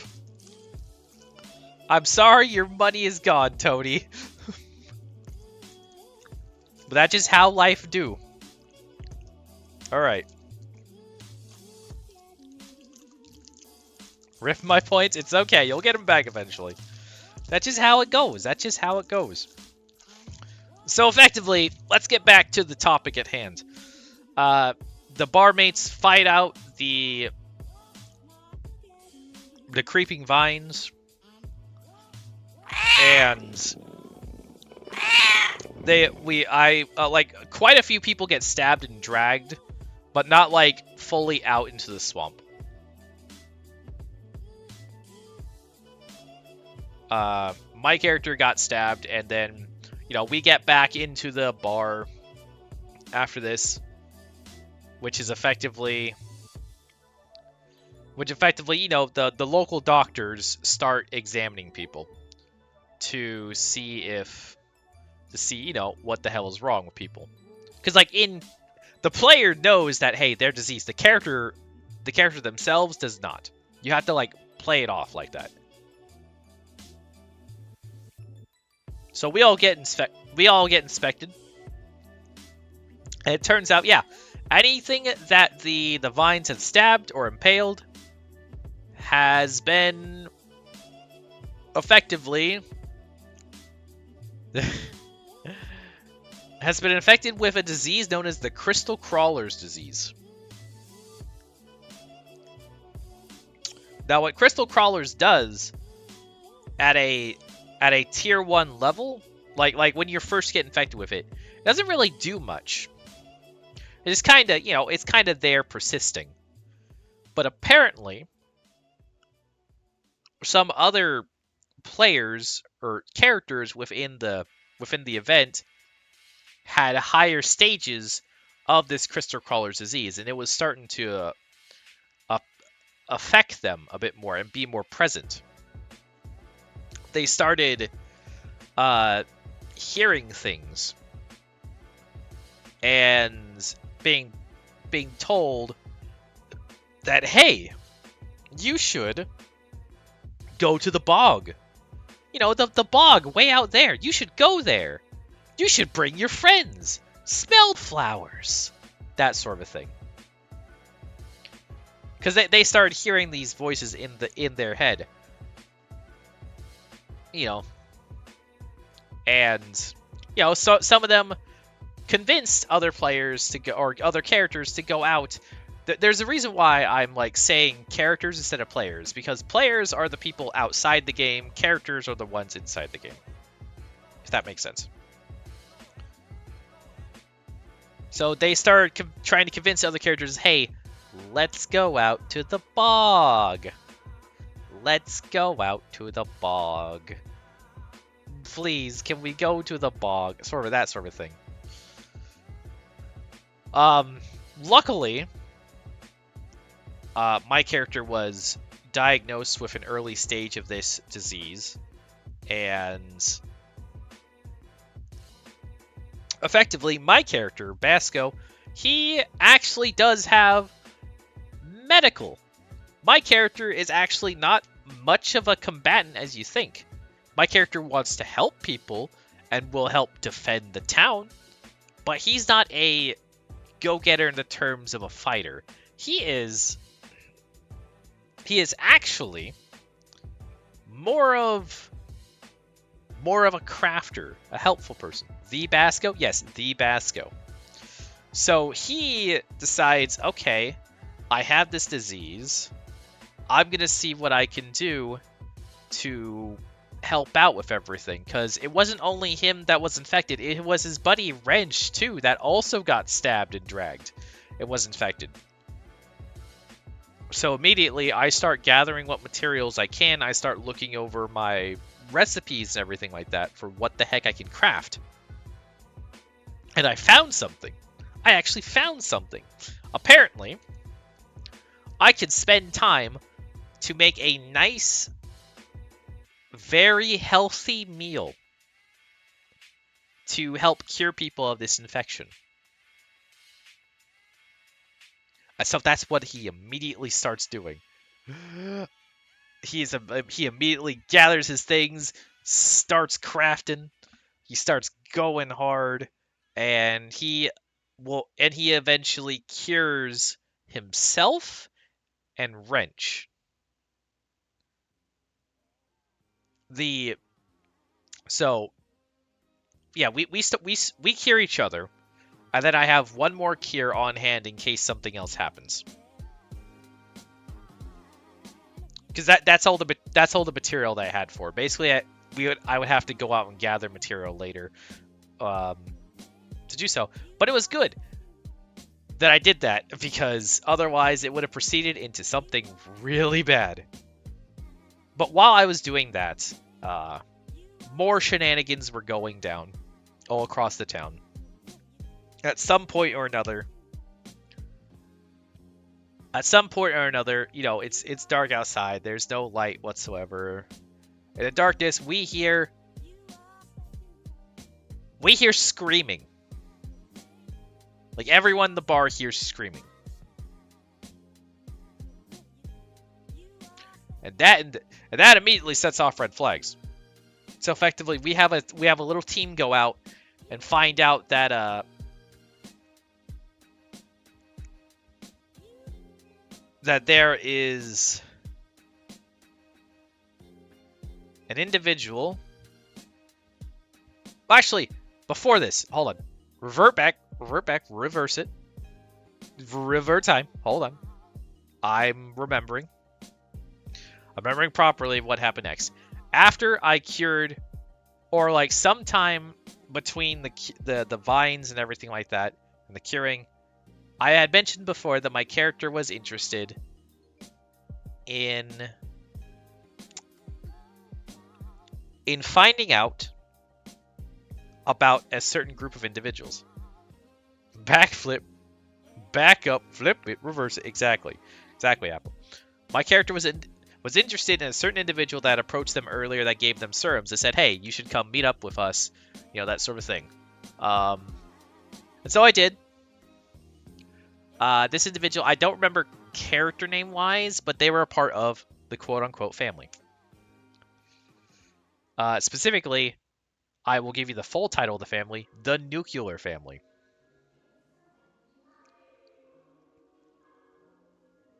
So the Nuclear Family, and I go to them and I start learning. It's like, hey, you know, you're helping like teach us some lessons or anything like that, because they came to us and said, hey, you know, that serum I gave you, yeah, have someone check it for you, just to make sure. I didn't have the ability to check it. My character doesn't, to see if it like actually worked properly. And so I did. I had it checked. It was authentic sort of thing, but like I learned, but Basco, the character, talked with this family individual and learned about what the Nuclear Family was a little bit. And proposed like, hey, I have an interest. Who the heck can I talk to learn more? Because this individual, as a character, had no idea, or they weren't allowed to tell me more, if that makes sense. So effectively, he says like, hey, ask around some other people, some specific individuals who may know more. And so during that time, sometime after I'd made the recipes and everything like that to help cure of the disease, I met up with another individual, a long-running individual at this LARP event. Basically known as, like, this individual as a character travels all over for various DR events. Like, they go a lot of places. They've been all over. So he's been like a long-running character. He's got a lot of abilities, that sort of thing.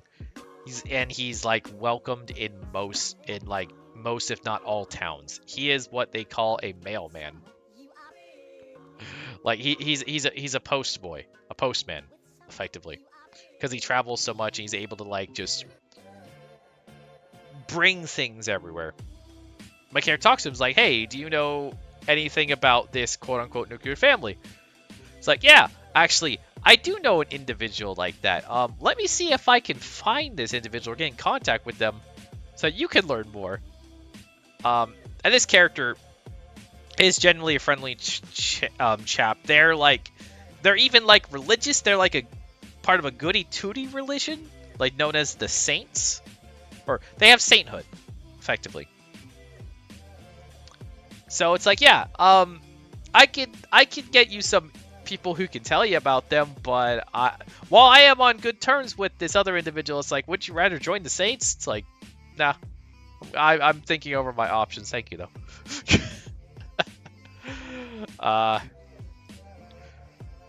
But effectively, it's like, so he goes out and gets me a meeting with this family individual, but that'll come by later after I go back to the other story of what happened.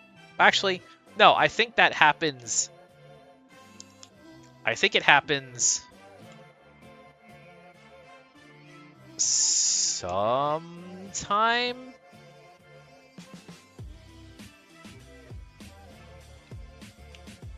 It happens sometime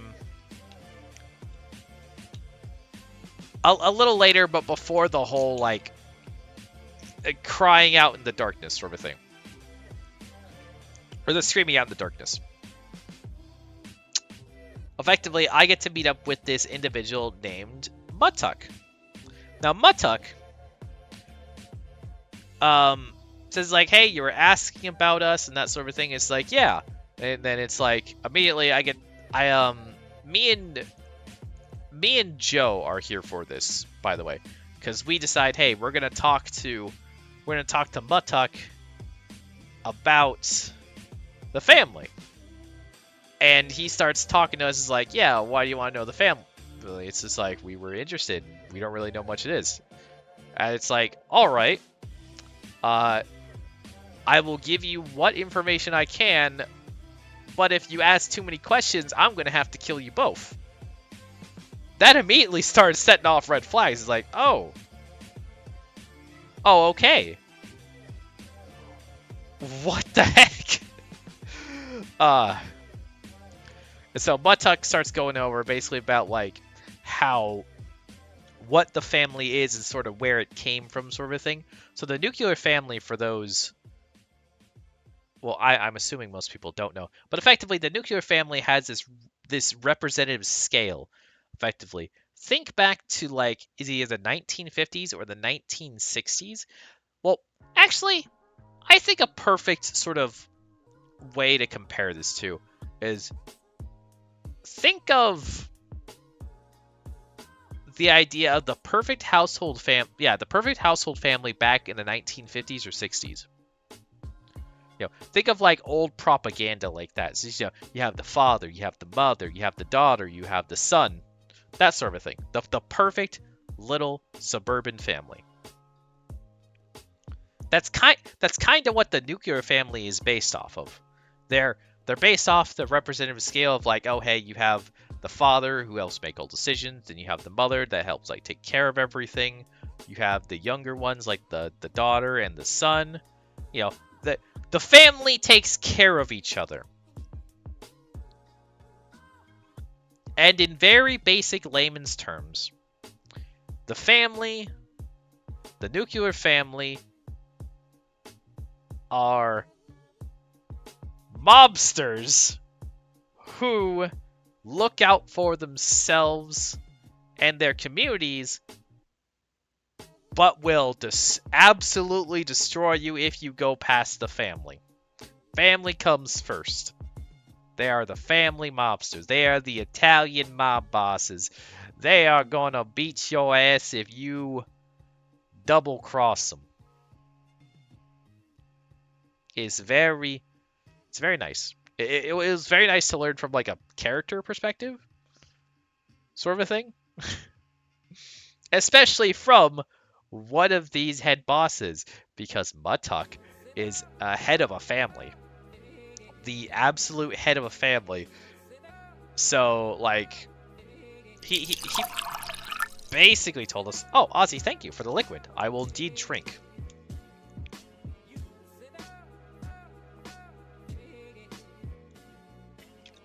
Ah. Oh, good liquid. And Ozzy, how are you doing today? I hope you're having yourselves a wonderful day, a wonderful Tuesday. So, Mudtuck basically gives me and Joe an ultimatum, effectively. He's like, hey, I know you all are interested in family, you know, joining up with the family. You don't have to give me a decision right away, but I'm going to leave you all to think on it and write me a letter when you come to a decision. So, now during this whole conversation, Basco wasn't really asking a lot of questions. Instead, it was Joe that was asking a lot of questions. Like, he was so enthralled in it. Now, Joe, mind you, my character Basco and him are like good together. We're tight, I guess. We're not like super tight, but we're definitely not enemies. However, every interaction I have with Joe, he immediately like starts getting into some criminal activity, which puts Basco on edge. Like, keep in mind, Basco is a person who wants to be helpful to people and will do anything to be helpful to people. Basco wants to be a good person and do the greater good in the sense of, because that's what he was taught. But Joe tends to get into crime a lot, and it's always around Basco that this happens. Every time. So effectively, Joe is trying to sweeten up Mudtuck and everything like that. But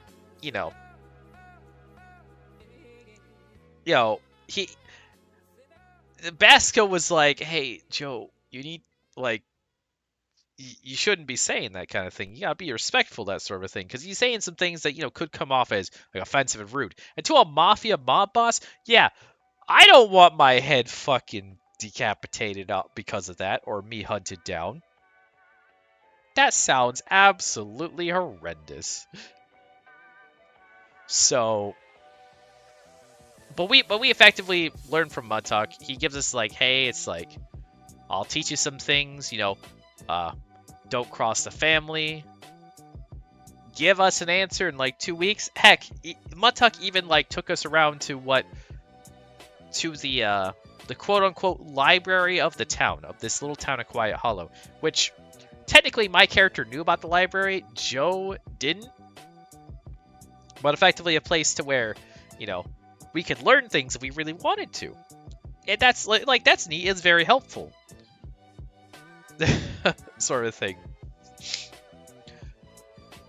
But I think it's sort of like drove Basco away from not joining the family, because right now Basco is just kind of trying to learn his place in the world of DR, trying to learn how he can really help people to the fullest.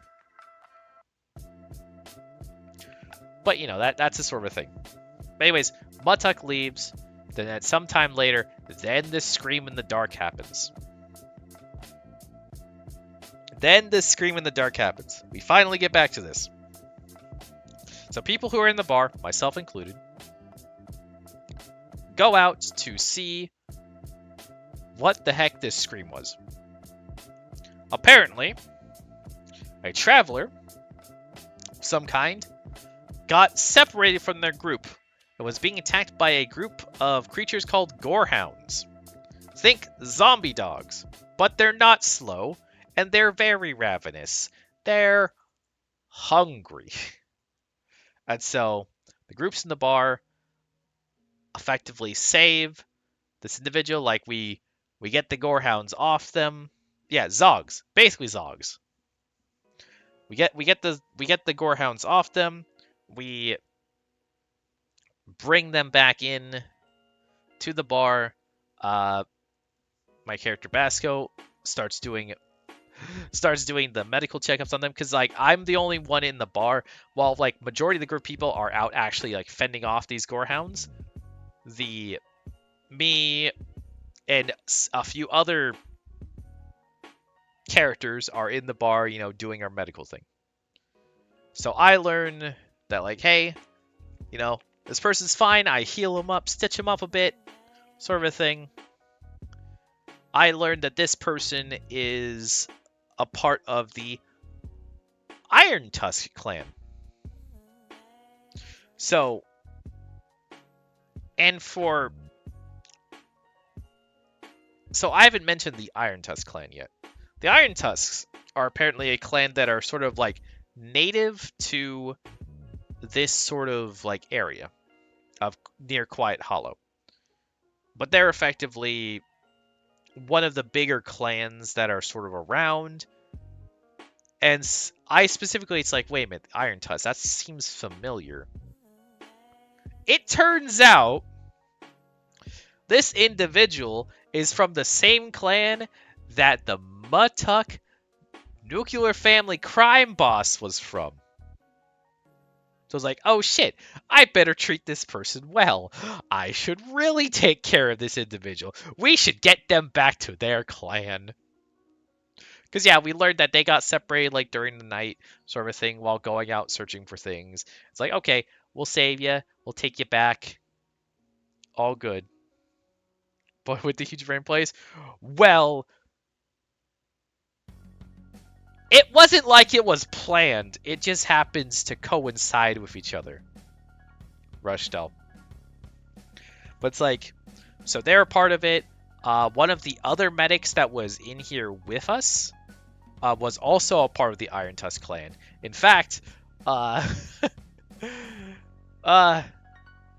Shiro was their name. They were a Revenant, another sort of a animalized mutant humanoid-ish.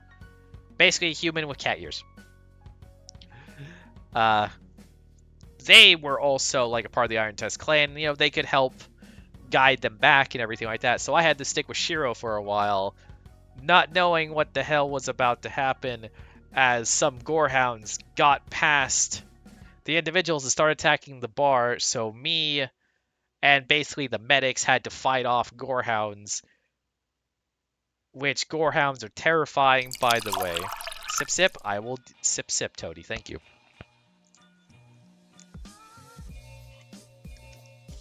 So we fight off as best we could. Because who were the... I need to actually remember names. So name-wise, Sheena, or Shiro, was a good medical person.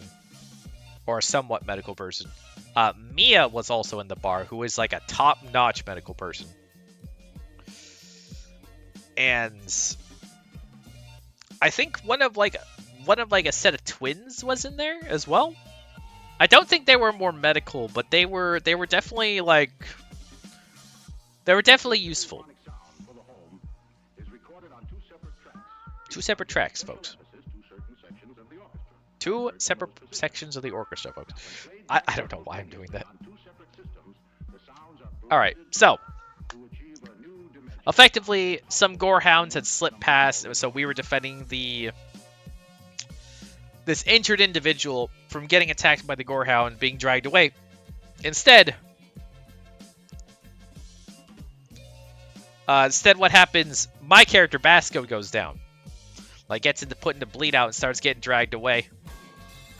Oops. Thanks, War Striker. Thanks for dropping that on me. That didn't even really... I guess that hit the Pigeon COOP. But that's okay. Alright. So. Thank you for all the toe beans. We appreciate it. So effectively, my character goes down, and what gorehounds like to do when they take down a person is they will latch on to this individual, and they will start dragging them away. Oh,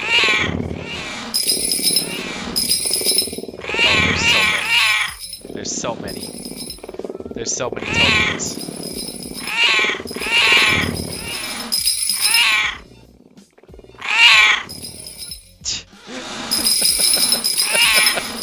Look at all of them go.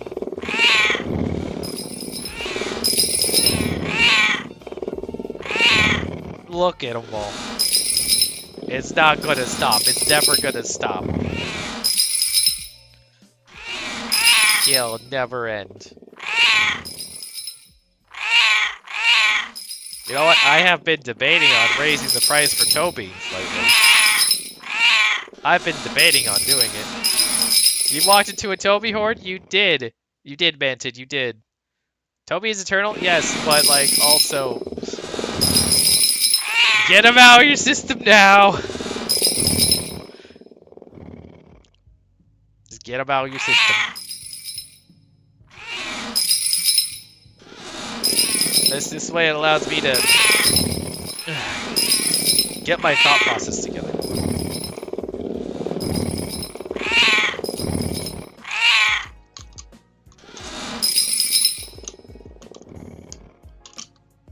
Alright, cool. So, anyways. Drink 2, Toby? I'll drink 2, Toby. Yeah, I'll do that. Okay. So. Yes, I'm glad to be Toby that too, War. It has been a lot. It's been at least 9 days since I last streamed. I keep track of this. I do keep track of this, and it'll tell you exactly how long it's been since I streamed whenever I start up my stream, or it gives you that notification. Because that's weird, I guess. So. But yeah, I go down from this gorehound. This gorehound latches onto me, or a Tabasco, and starts dragging them away into the darkness. And so, when you're told, when you enter into bleed out, effectively, die loudly, so that people know. So I have to start screaming, being like, this thing has got me, it's in my arm, it is carrying me away. Oh god, it hurts, send help. So effectively, the rest of the medics had to hop on this gorehound, beat the ever-loving crud out of it. And then I got hit with some, what they call spicy healing. So, another mechanic, I should say, throughout the generalness, is that I'm dying, someone get a medic bag. Well, a medic bag is one thing, or you can get what I got, what was spicy healing. Spicy healing is effectively certain characters can get infected with enough radiation or weird shit to where they basically become psionics. So I was healed with some psionic healing. Which is really neat. Who healing you spicely? Specifically Shiro was the one, the remnant, the other Iron Tusk player. But effectively, why they call it spicy healing is, one, it's like basically instant. It is just instant here, radiation healing sort of thing, or some magic voodoo psionic healing. It's kind of nice, especially in a pinch. However, what I didn't know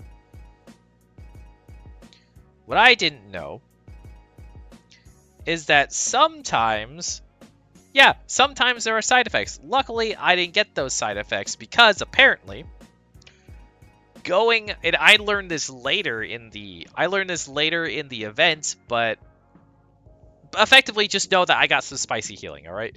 Just know I got some spicy healing. There's only a magic pouch, a magic bottle, and a magic cup. Who want one? Exactly. But I got up, then me and Shiro were like, okay, we can't keep the lady here. They're off fending off the gorehounds. We're gonna start escorting this individual back to their camp. So we do. We managed to successfully get them back, me and Shiro. And then we make it back to the bar, no problem. But apparently during our escort, more shit went down. I throw it at people's heads and fix them. I mean, heck, War, if you really want to do that, that's actually totally possible. In DR, something like that. But yeah, no, effectively during our escort, some other shit went down in another part of town, which we get to hear about as soon as we get back. Apparently, in the northern part of town, I'm calling it the northern part of town, but it's basically like the higher end of town, up near the forge, where basically armor and weapons and stuff are made.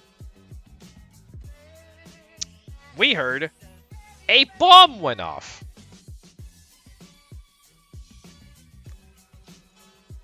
And it's like, what do you mean? What do you mean a bomb went off? It's like, well, a bomb went off. And that's all we got. We got more information in the morning, but effectively it's like, yeah, a bomb went off. Like there was a large explosion up there.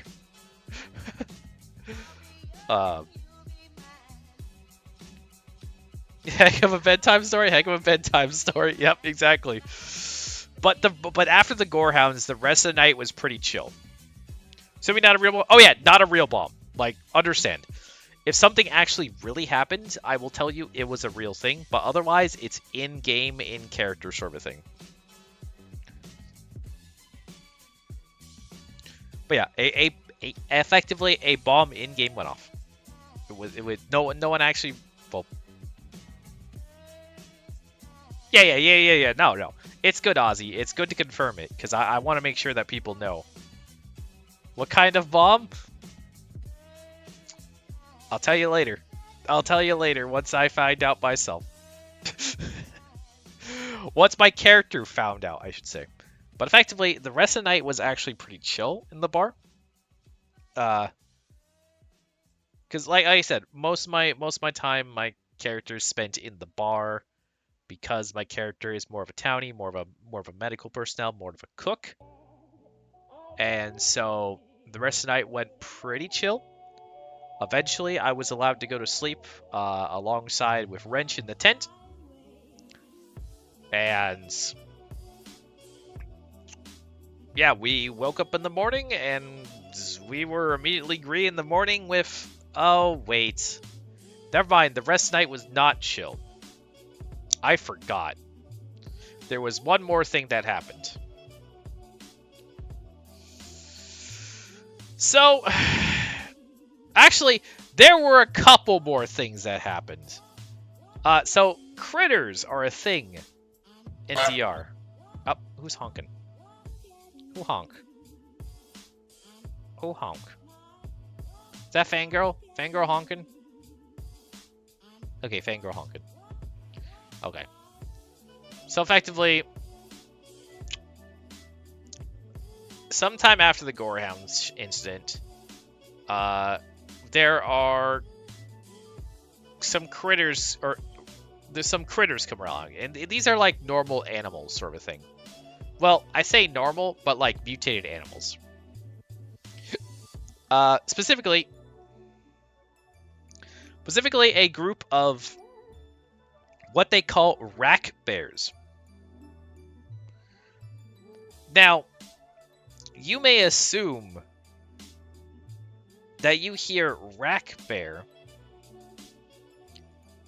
and you may go like, oh shit, it's a bear. No, it's not a bear. It's a raccoon the size of a bear. They are giant raccoons. Yeah, giant raccoons. And they go around taking stuff because they're raccoons.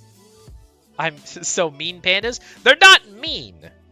Like, Manted, they're not mean. They're actually like rather cute.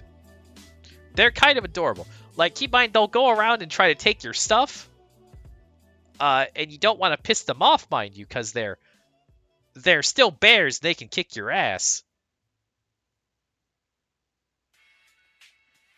But they will try to take your stuff, so instead of, like, having them take stuff that you want to keep, you basically offer them something else as a distraction. You'll be like, here, take this instead. And they'll just kind of take it and leave you alone. However, while that was going around, in the darkness, we also hear... we hear a whooping. Like a whooping. Like a woo sort of a thing. And my character, Basco, has like, what the hell is that? And it's like, yeah, just stay in the bar. Don't worry about it. That thing will kick your ass. Like, what is that thing? And they tell me it's a whoop-ass crane. I was flabbergasted. A whoop-ass crane. Apparently, there are these large birds that come around, and they like... and they are just mean birds. They are... the name is pretty clear. Yeah, it's a whoop-ass crane. However, the crane gets into the bar. And apparently what we learn, or what Basco learns specifically, is that it's like, the rest of people's like, okay, you just stay still, don't worry about it, and hey, can you take off your armor? It's like, why am I taking off my armor? Well, and while they're explaining this to me, the whoop-ass crane is going around picking up random objects and like kind of putting them in a collective place. And there's one distinction between all the objects that's abundantly clear. They are all the color red. My character kind of wears a red kind of scarf over his vest. And so, the whooping crane gets sight of my scarf while it's still on me. And before they can really finish this, and before I can really like do anything, all of a sudden I feel the hands of the claws of the wings of the whoop-ass crane on me. And it kind of drags me over to the pile and sets me down. And so it's like, oh, yeah, they like the color red, and then it gets explained to me. So I'm not the only person in this pile. Another person is in the pile with me. And they immediately tell me, it's like, yeah, don't try to run. That thing will murder you. Just play along until it leaves. It's like, okay. Thank you. So effectively, I got to sit in a nest and wait for this whoop-ass crane to stop doing what it's doing. until the whoop ass crane was ready to leave, and it decides, hey, it doesn't like its nest spot, so it's gonna start taking things to another nest. It grabs me first and starts taking me out into the darkness, like, please help, somebody help! I'm being kidnapped by a crane.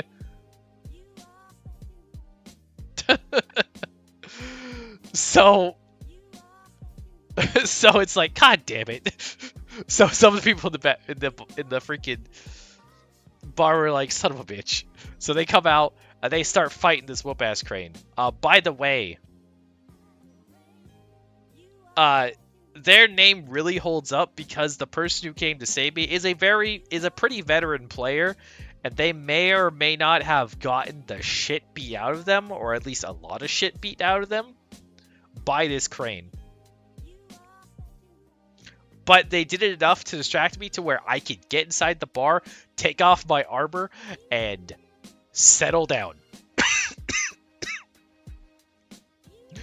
But it was a funny experience, I'm not gonna lie. Basco got kidnapped, like, almost got dragged away and kidnapped by 3 certain things in the first night.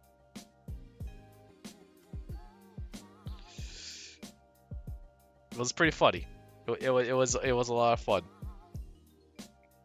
But yeah, effectively that would be the first night. Yeah, that's just the first night. I like went to sleep around like 2 a.m. or something like that. But it was pretty fun. Pasco is a collectible, noted. I mean, yeah, effectively. Yeah, that could be a saying. Basco is a collectible. So go to sleep with, like, Wrench in the tent. We wake up in the morning and immediately me, Wrench, and Joe meet up to go up to the forge to repair our armor immediately in the morning, because our armor was wrecked. And yes, there are mechanics of armor and everything like that, but I'm not going to go into nitty-gritty because I don't need to. Just effectively know that we went up to go repair our armor and took about, like, you know... Effectively, when you go do a task with something like creating or whatnot, you have to spend a certain amount of time on that task. You know, spend a certain amount of time on that task, record that you're doing it, sort of a thing. And then go on from there. Yeah, we go up, we repair our armor. And as, I'm glad I left when we did. Because in the morning, apparently a flock, not just one, a flock of whoop-ass cranes decided to fly at the bar. So I'm glad I wasn't at the bar.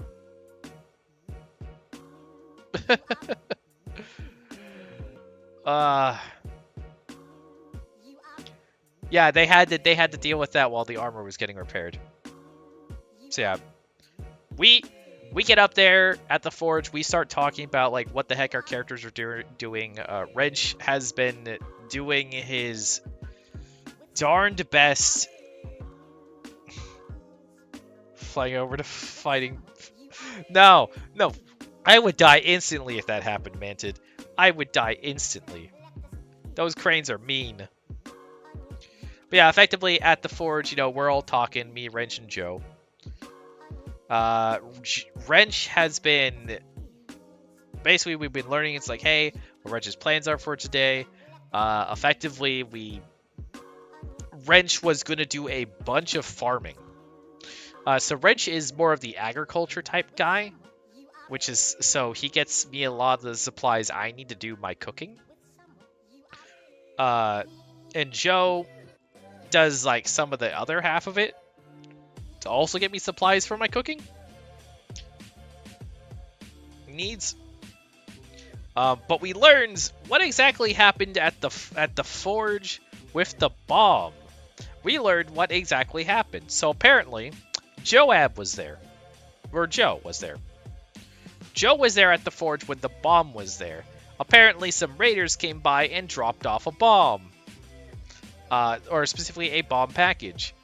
And, you know, effectively the people at the forge is like, hey, we're going to have to disarm this bomb Otherwise, we're all dead. And apparently, the people at the forge were a character named. Oh Lord. I feel like it begins with an S. Oh. Like, because I had met them early on, they told me about a little bit about themselves. They were kind of like a more of a darker character. That makes sense. They want people to suffer. But they were there. Joe was there, and then another one of the Bluebirds, I believe it was Jasper. But they were up there, and they said they had to to figure out what the heck they were gonna do, like fight off the raiders. What the heck they were gonna do with this bomb? And they tried to disarm the bomb, and they failed. They failed. It goes off with them in point-blank range. So effectively, Joe's character, or Joe, and the other Bluebird, Jasper, get blown to smithereens, and their characters have their official first death on the first night of this event.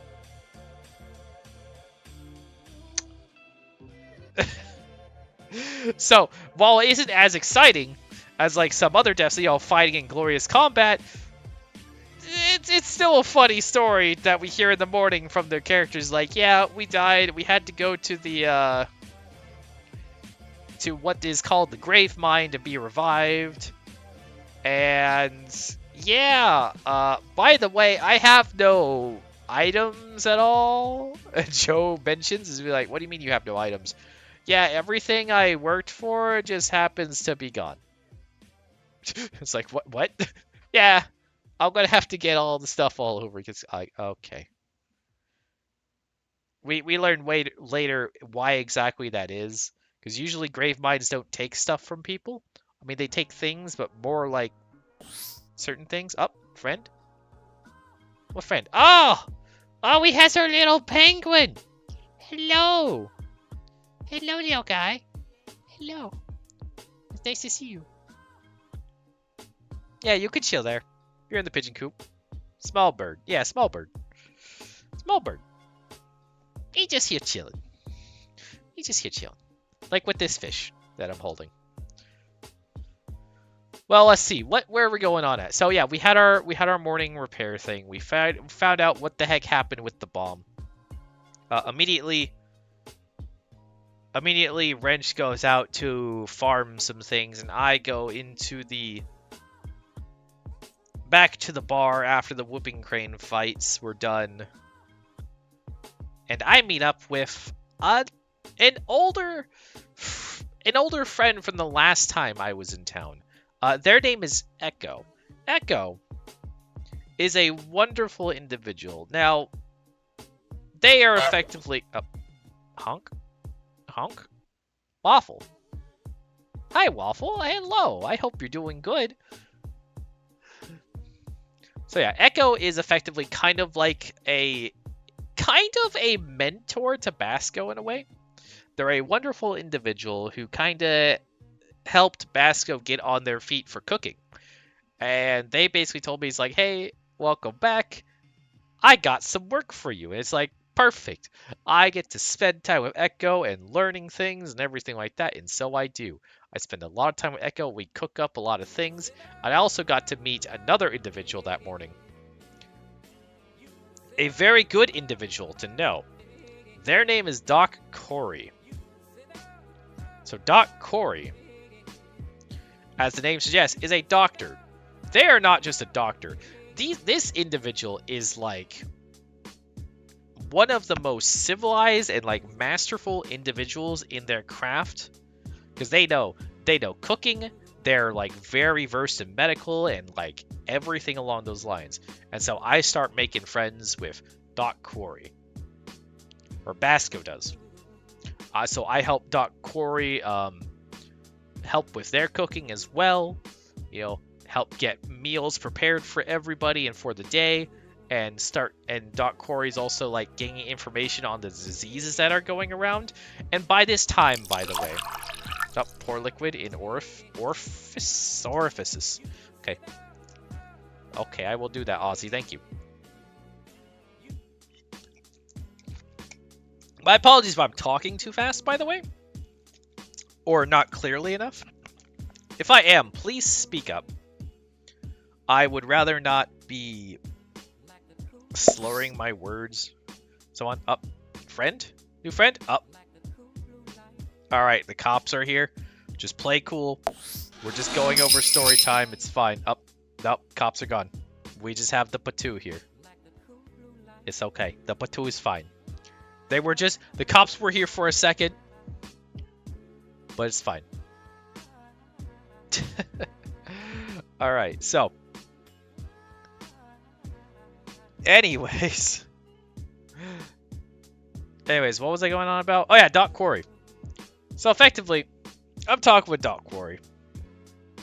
And, you know, I also start getting into their conversations as well. Not exactly, like, more curious about it, but, like, they were also conversing with other individuals, and I was just nearby in the scene sort of a thing. And I learned, hey, that there's been some major infections. The crystal crawling disease. There's apparently been some people that have had higher stages of the crystal crawlers disease, which I had got infected with the day before but cured myself of. That are higher stages that my stuff wouldn't be able to help them with. And so the doc was trying to learn more about it, see what they could do to cure it, that sort of thing, as well as another disease that was going around on top of that, which was known as necrosis? Like, something necrosis.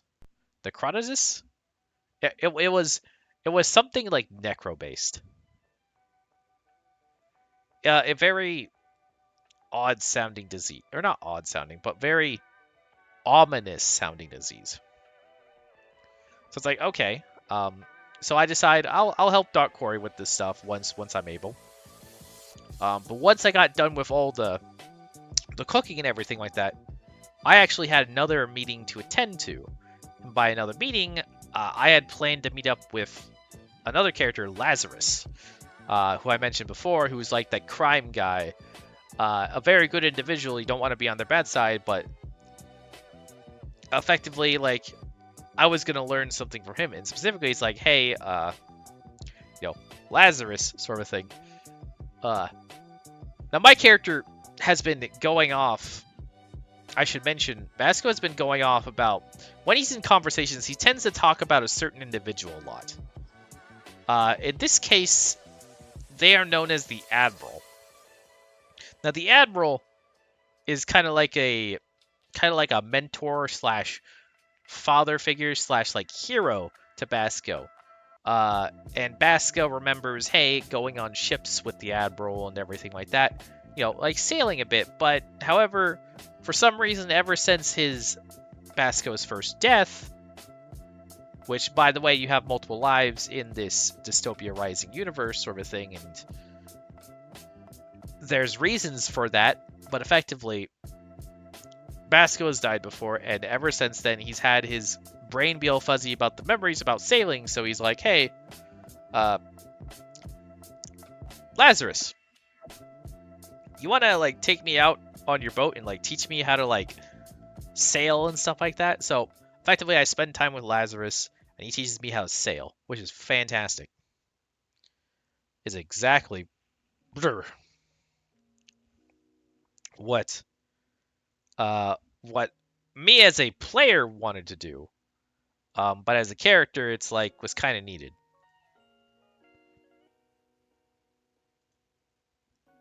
So yeah, effectively, now Basco officially knows how to, like, sail boats.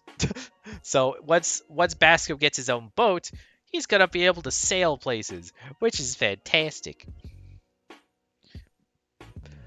Because and I'm gonna talk, like, out of, like, personal thing. As a player, I want Basco to actually have his own boat in the future. I want him to be able to bring his boat places, and people are excited that Basco's boat shows up because that means they're gonna get fed. I'm gonna have a food boat. I'm gonna have a food and medical boat one day.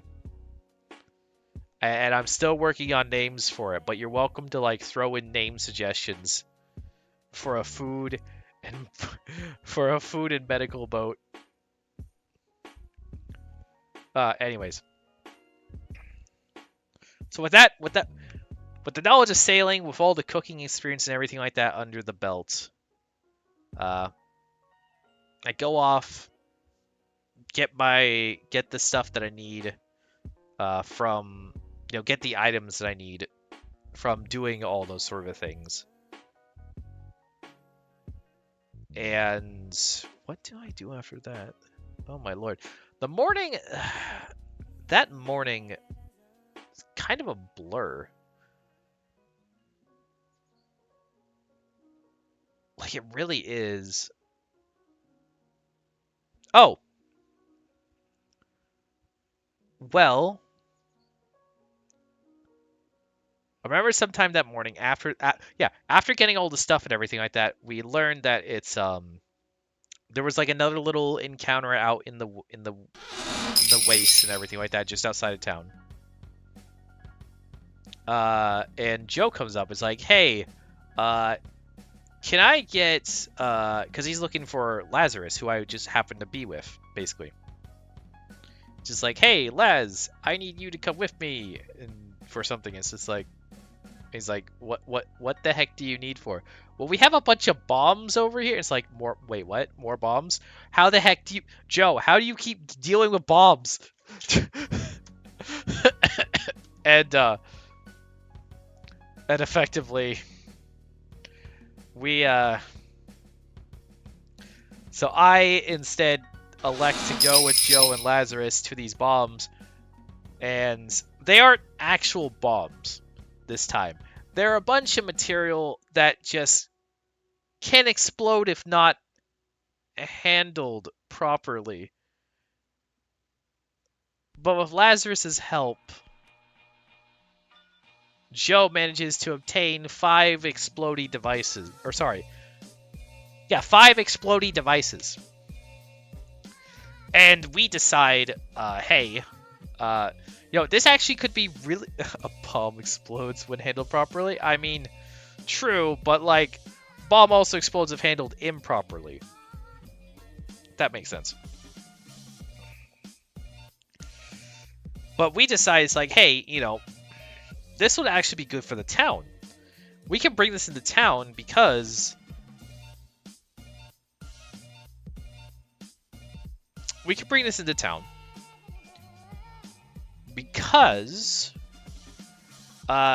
from what we've been hearing, like, there's been multiple vine attack, like, of those little vine attack things, and stuff, and like all this stuff coming out from the bog, which I mentioned before, the ominous bog. So it's like, we could bring these to the bog and blow up the bog, just annihilate it with these bombs, right? Because that was our thought process, like, yeah, let's do it. Let's freaking blow up the bog. And so we bring them back into town. We inform everyone. It's like, hey, we have these. Or we inform certain people. It's like, hey, we have these. These might be able to help. Specifically, we inform a character. Well, Lazarus's effective, like, partner in-game. We inform them. It's like, hey, we have these bombs that might be useful to blow up the bog with. And it's like, perfect. I was already planning to blow up the bog. Because this other character, I forget their name. I can't remember their name for the life of me. Word of the day, bog. I like that idea. Let's do that. Thank you, Ozzy. Bog.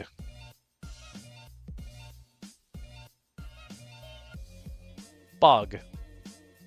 Bog is the word of the day. There we go. Bog is a cool word. In fact, as we normally do, we are supposed to look up the definition of the word for all the words a day.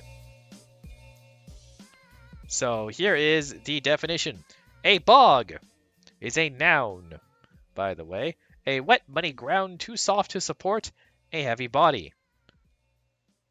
A second definition of a bog is a bathroom. It is a British term.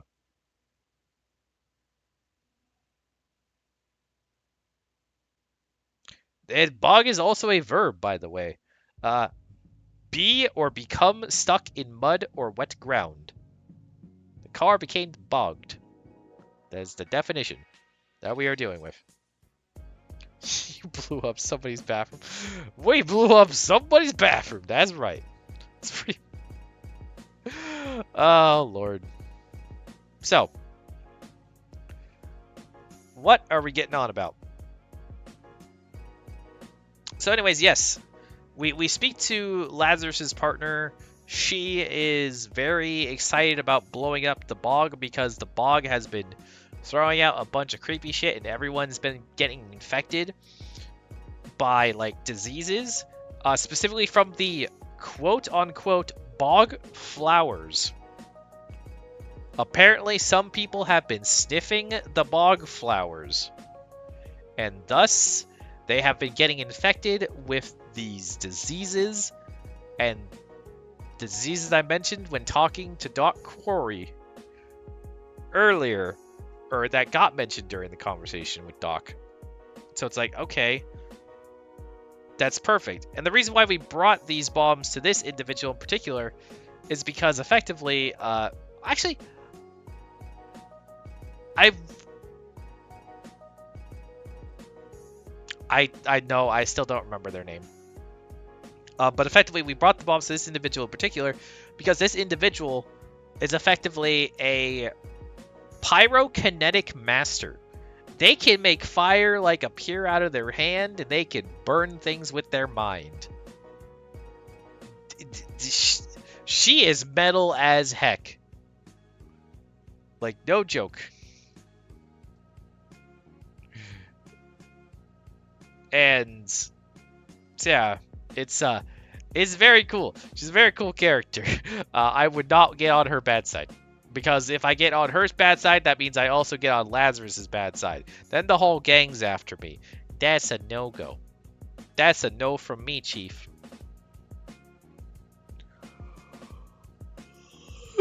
Okay. What's next? Alright. So we had that taken care of. Then, of course, throughout the day, there are more vine attacks and everything like that. Keep in mind that during this day, there wasn't a huge amount of, like, interesting events because of the fact it was so hot. You have no idea. The heat was just ridiculous. You had so many characters, like, basically just get out of their armor and everything like that to effectively just, like, for comfort.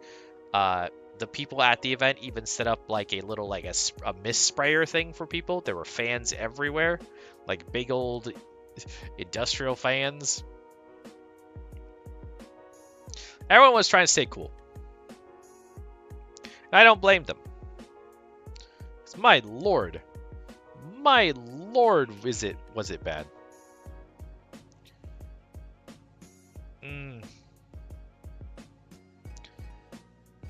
Okay. So like a couple times pass, you know, me as Basco, I decide, you know, I'm going to work more on my sort of things I need to work on. Specifically, I'm cooking more. I'm trying to get some meals and other things prepared for later because in order to basically do things as a character, you need a thing called mind. It's a spendable resource that you get back every so often. But you can, like, eat food and drink things, in-game items, mind you, to get back mind. And so, effectively, I had kind of to do this service with Wrench, to where they were out farming fields and everything like that. They would come back, give me the stuff so I could make meals for them so they could have more mind to be able to go out and farm more fields and so on and so forth. It's kind of a little bit of a grind, but it's not that bad in a sense. It's like you're still spending time doing things. It's just that sort of thing happens. So I was doing that for like the majority of the middle of that day until like, you know, there were of course more vine attacks, more people got infected. We were learning about the diseases and everything. Doc was doing his research. I was at a certain point, I had basically gone out to kind of rest in the tent for a bit for like a quick 10-minute nap. I don't know. A lot of my energy was gone. So I went out there for a quick 10-minute nap. Didn't really sleep that much, but instead I got woken up by the sound of stuff happening at the bar. Because our tent was pretty close, right? What happened was some NPCs came to town. You know what the NPCs were doing? They were from, and I'm gonna tell you, they were from the WWE. Now, in this instance, in this chapter of the LARP, the WWE is an entertainment. They are entertainment. Effectively, so they come in and they start like getting other townspeople to participate in this event because guess what? Since it was so hot, they decided to do a spontaneous sort of thing to where, hey, here are some water guns, like those pump action sort of like suck up water guns. Be like, hey, we're gonna have a war with these sort of thing, and whoever wants to participate gets money. It's like, hell yes. I immediately get up and I just bolt to the bar. It's like, I'm ready. Get me my weapon.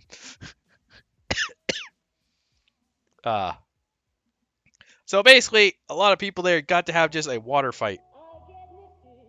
The rules were, we had the two split teams. Whoever team was the wettest loses. And so some of us had like little water guns, other ones had like the big pump ones, the soaker ones. It was a blast. We didn't care that like we were losing money. We were just having a good old grand time. And effectively my team lost because what happened was it was like the goal is to get the other team wet. Other than that, anything goes. So the other team brought out freaking shields. They brought out a shield wall to stop themselves from getting wet. It's like, no, what are you doing? And then they took their whole like barrel of water to refill with and just chucked it on one individual in particular. It's like, oh my lord. It was a blast. We had like 2 rounds of that go off. Well, we didn't get the big prize. Our team didn't get the big prize. We still got like paid because we entertained the WWE.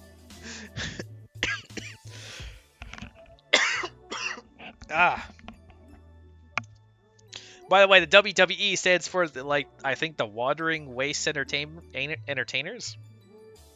I think. I could be very wrong on that, so don't quote me on it. But it was a blast. I enjoyed it.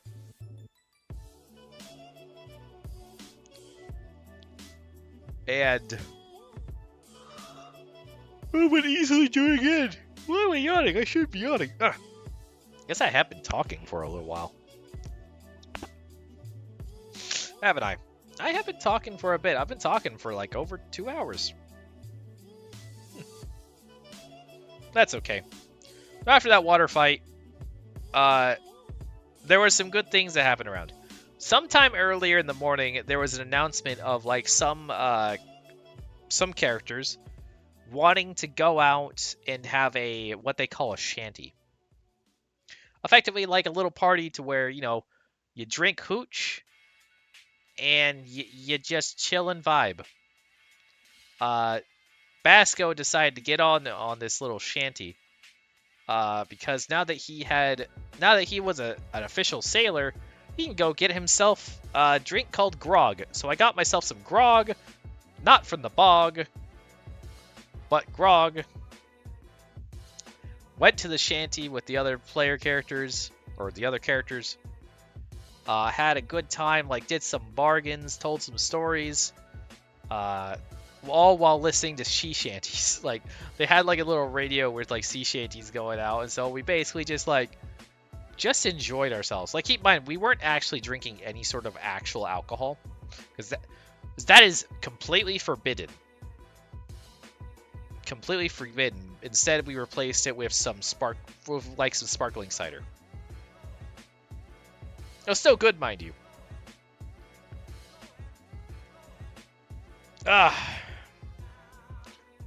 Actually, what's a real hooch right now? I mean, it does sound good, War. It definitely does sound good. But yeah, effectively went out there. Me as a character, Basco traded for some trinkets, actually. So I managed to acquire a little actual. I acquired like a little necklace thing with a hooch bottle on it, which I'm gonna keep on my character from now on, because it's actually really neat. Another thing I acquired literally just before the party was from actually my little cooking mentor, Echo. They provided me with a little like gemcraft like jewelry thing that they made, which also is going to be staying on my character, because he really appreciates gifts and stuff like that. But during this little shanty, Joe was there, and I start conversing with Joe and another character. I believe their name was Craig.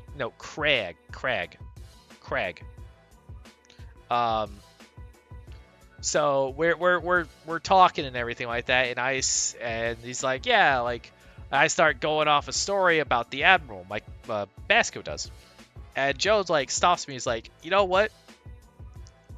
I don't believe you. It's like, what do you mean you don't believe me? It's like, I don't believe you. I don't believe any person would do any of that shit. I don't think the Admiral is real. And we sort of started getting into a tuffle, because Basco is like, this man is my mentor. Man, this is the one I look up to. How dare you talk shit on the Admiral, sort of thing. Basco managed to convince Craig, who was also on Joe's side for a little bit, that's like, hey, you know, like, yeah, like Craig believed it's like, yeah, no, your Admiral, man, is like dead, sort of thing. It's just like, well, like, but for some reason, Basco was able to convince Craig, it's like, yeah, no, I'm sure he's not dead. He's just in a place where he cannot reach us whatsoever. It's like, it's whatever, sort of thing. But effectively, that brings up a very interesting plot hook, which is going to be put in later, about that whole Admiral thing. But like that, those sort of discussions started happening between me and Joe there, which is fantastic, because I love character development. I love character building. I also have just started looking over to my cat, Toby, who looks very tired. You look so tired. Why you look so tired? Huh? Huh? Yeah, she's a good cat. Good kitty cat? Yeah, you settling there? Okay.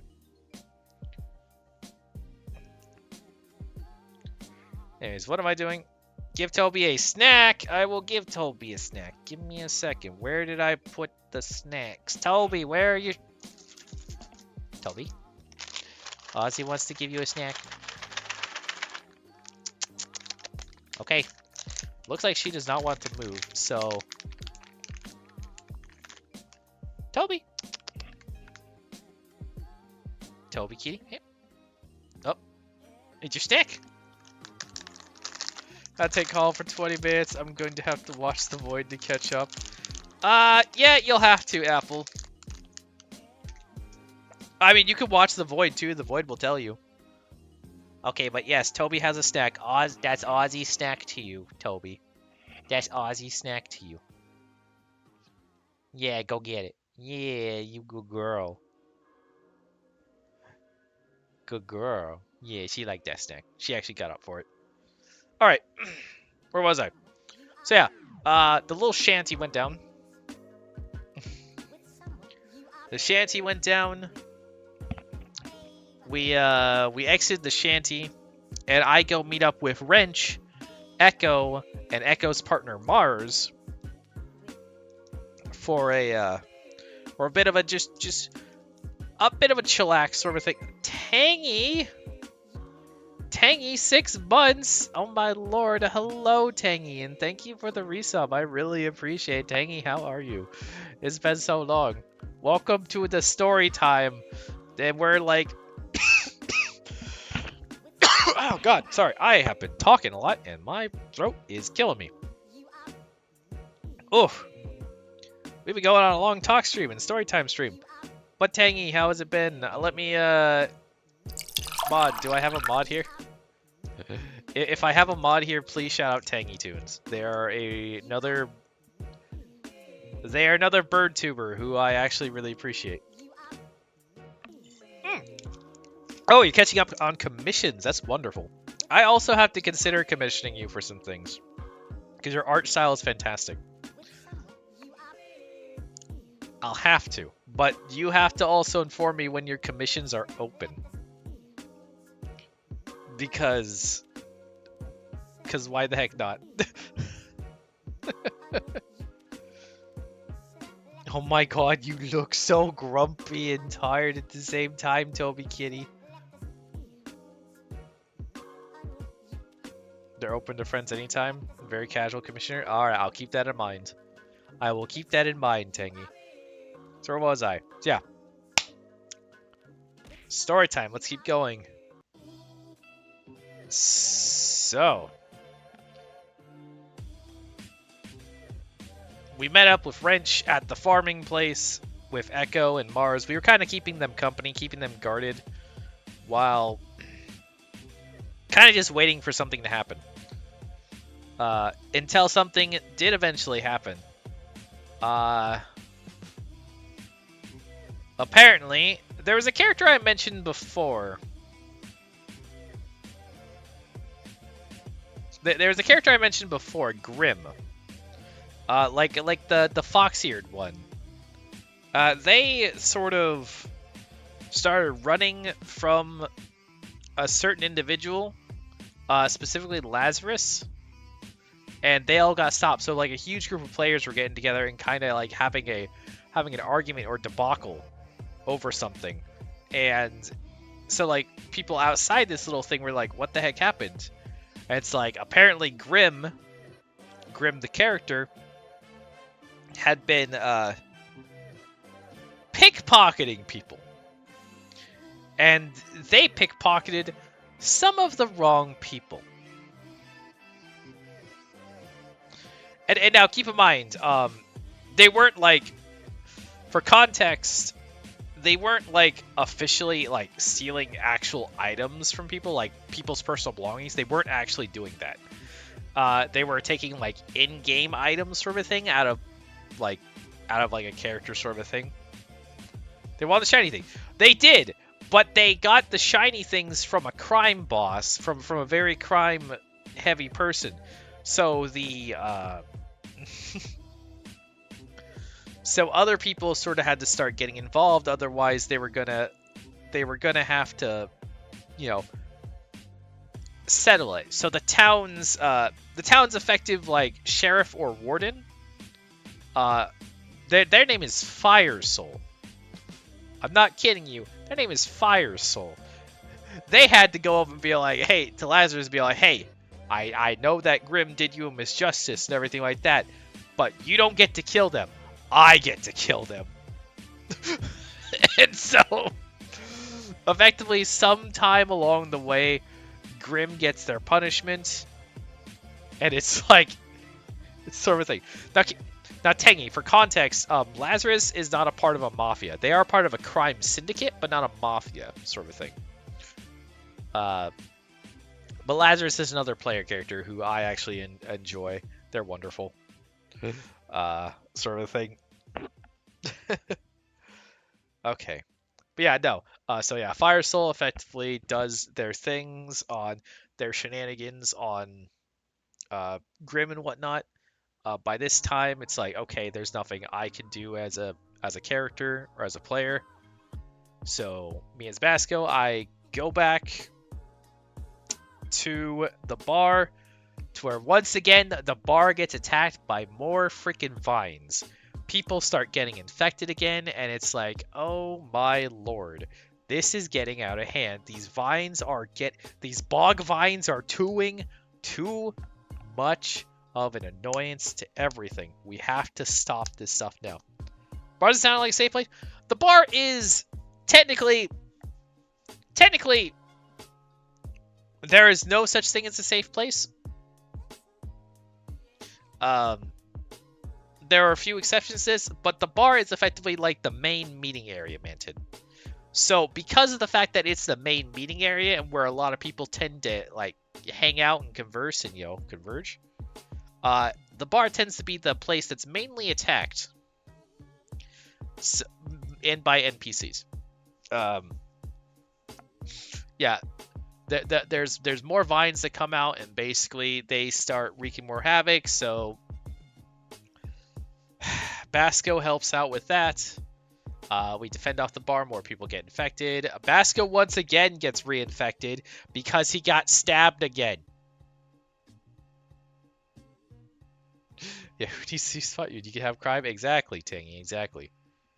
But these vines were very annoying. And so it's like, at the end of the vines getting taken care of, Doc Corey speaks up and is like, okay, all right, we can't have these people, like, keep getting infected. I'm gonna start to work on a huge project, and we need help with that. And it's a huge cooking project. We need to start curing all these young people first. So that's where I come in. I start helping Doc Corey out immensely, and he gives me all the supplies, like, hey, I have all this order. I need you. You and me are gonna work on this. And so it's like, okay, so how much are we making? He's like, okay, we're making 50 meals. And it's like, wait. We're like 50 servings, effectively. 50 servings of meals. And it's like, wait, hold on. Was it that? Yeah. No, it was 50. It was 50 or so. No, wait, no, it wasn't 50. It was... No, it was 15. Sorry, 15. My bad. I miscued the numbers. But effectively... So... For context, Basco normally, if me as a character Basco were to attempt to make the max number of meals in which I can, that takes about 40 minutes or so to do. And you know how much that gets you?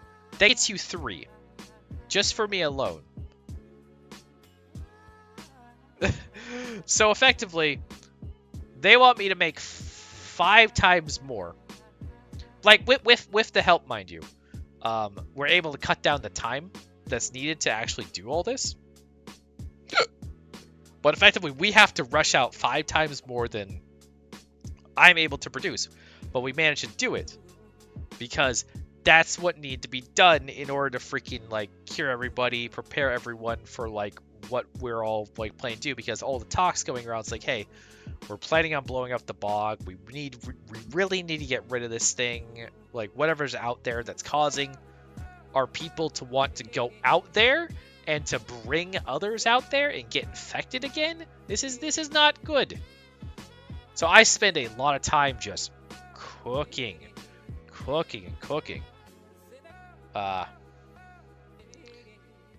or like basically doing this order for the doc. Because the doc actually isn't helping me cooking. He just gets me the supplies that are needed. Um, so I effectively, and during that time, yeah, basically let Bowie cook. That's exactly what happened the majority of day of the second day. I cook. This is like I'm the one who cooks.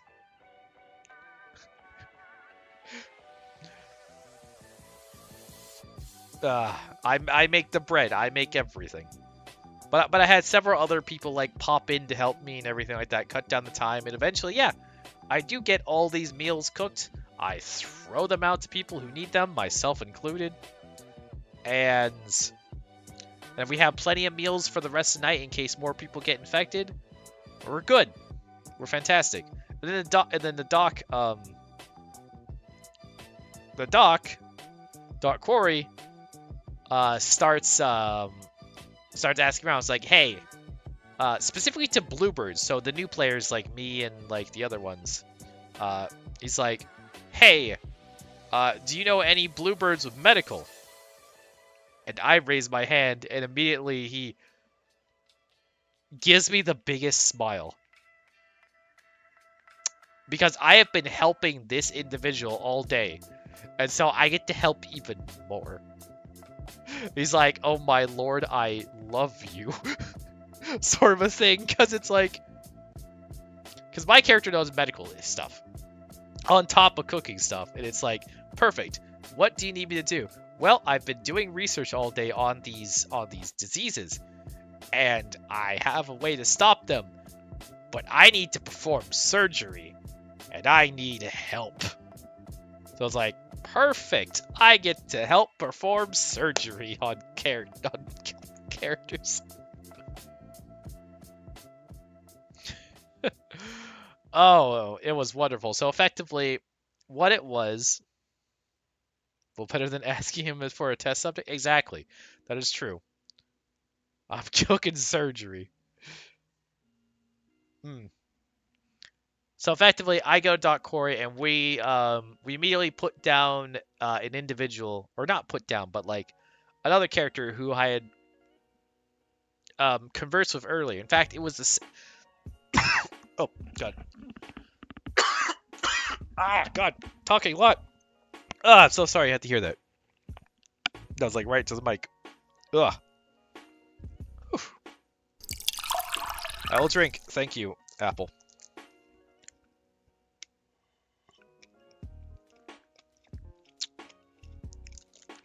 Good drink.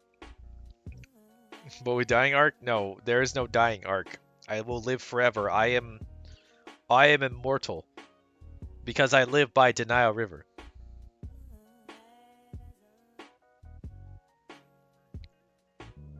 So effectively, I get to help out with surgery. Specifically, so we bring out a character who I, like I said, I don't remember the name of specifically. I don't remember the name of. I just knew the character because of So you know how I mentioned before on the previous night about the whooping crane and there was another person in the nest? Yeah, it was that individual who's also in the nest with me. So they just happened to have a massive disease going on. And so we kind of had to like settle them down, effectively cut into their skull, take their like kind of skull off, and effectively remove like a parasite in their brain. We removed a parasite in their brain, we stitched them back up, and they had no need/want to go to the bog. Which was good. It's like, yes, we finally have a cure for like the higher stages of this infection. Perfect. Alright. Who's next? Because there were multiple surgeries. The next one actually was Shiro. Collections of a crane flock together? I mean, I guess, yeah. Yeah, the next one was Shiro, who was like the person who helped me out during the during the whole like Gorehound thing and helped me escort that Iron Tusk NPC back home to their clan. I'm like, oh, you were also infected. It's like, yeah. And by this time, I should have mentioned, I had learned that some of these like infectious disease could have been spread via spicy healing, which Shiro had, but unwillingly knew, like as a character, unwillingly knew they had the unwillingly knew that they had that it could be transferred that way. So you know how I mentioned that Shiro gave me some spicy healing earlier? I could have potentially gotten infected with a second disease without knowing it. But luckily I didn't. Which was good. But yes, Ozzy, I will stretch. Give me a second. I ask that anyone else listening who are sitting down, who are shrimping, please stand up. Stretch your arms, stretch your legs, stretch your backs.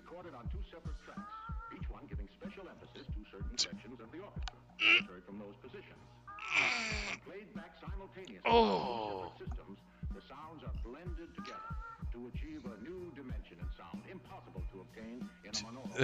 Redeem sitting Bowie for 1 bit. I mean, I'll sit, sure. I will sit. I guess I can make that a thing. I sit. I sit. So there we go. Alright, so. But yes, I did manage to miss something unfortunate happening. Which is good. In the sense, because I didn't want to have to deal with a stage...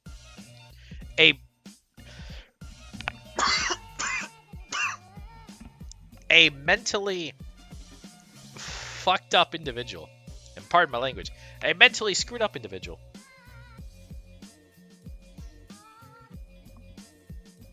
So, effectively, we performed surgery on Shiro and we removed another like thing in their head, and they were cured, which was good. We managed to cure 2 people in the whole thing somewhat which was grand. Because by the time that we were finished with that, my character actually had to leave. And what do you mean by that? So,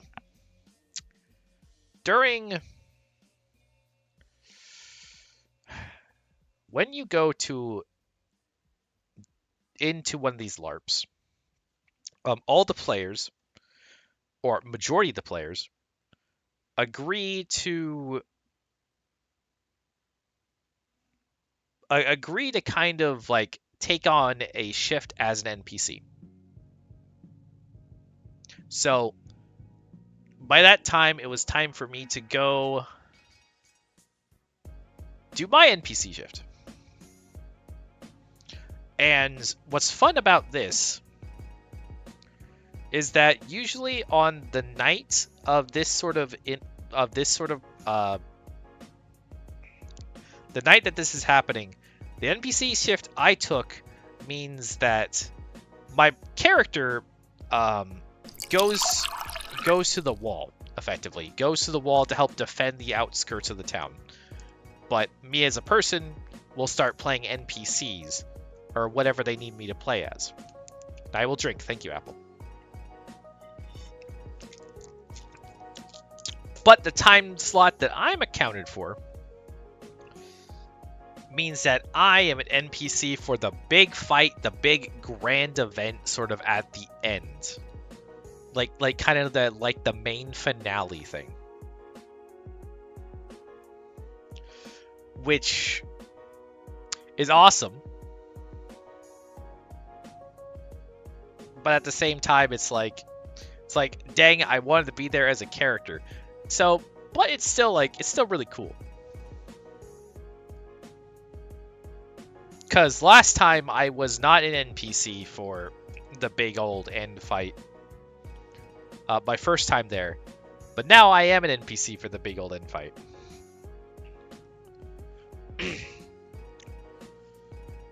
So I go into my NPC shift, and actually, right before I go into my NPC shift, I realize, oh hey, my supply bag is missing.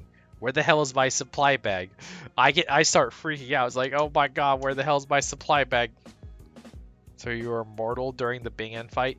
I was at the wall, Manta, during the big end fight. I was out defending the town in a different location. Also, we have a little we have an ostrich here, or an emu here with us. Hello, Hubert. It's been a while, Hubert. I'm glad that you get to pop in. You're wonderful. So, effectively, I was freaking out because I lost my supply bag and I thought that someone had stolen it. No, I had misplaced it and left it at the farm for hours. Ah, God. God, I'm glad I don't have to like talk for the rest of the night. Because talking for like three hours straight is nuts. So I find my bag. I am told to escort some dinner down to the ops area for the... Oh, right. I should have that as a routine. Okay, for 3 bits, I will do the nibble. And here, I will do this on top of that. I'm sorry, you're about to get something big. Hello. Hello, I am now in your face. And now I get to do a thing, because Apple redeemed it.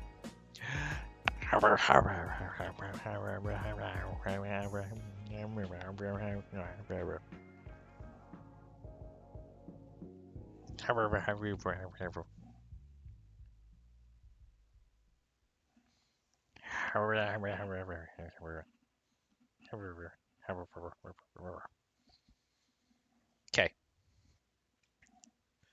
Okay, that's all you get. I have straightened up my bow tie. Don't worry about it.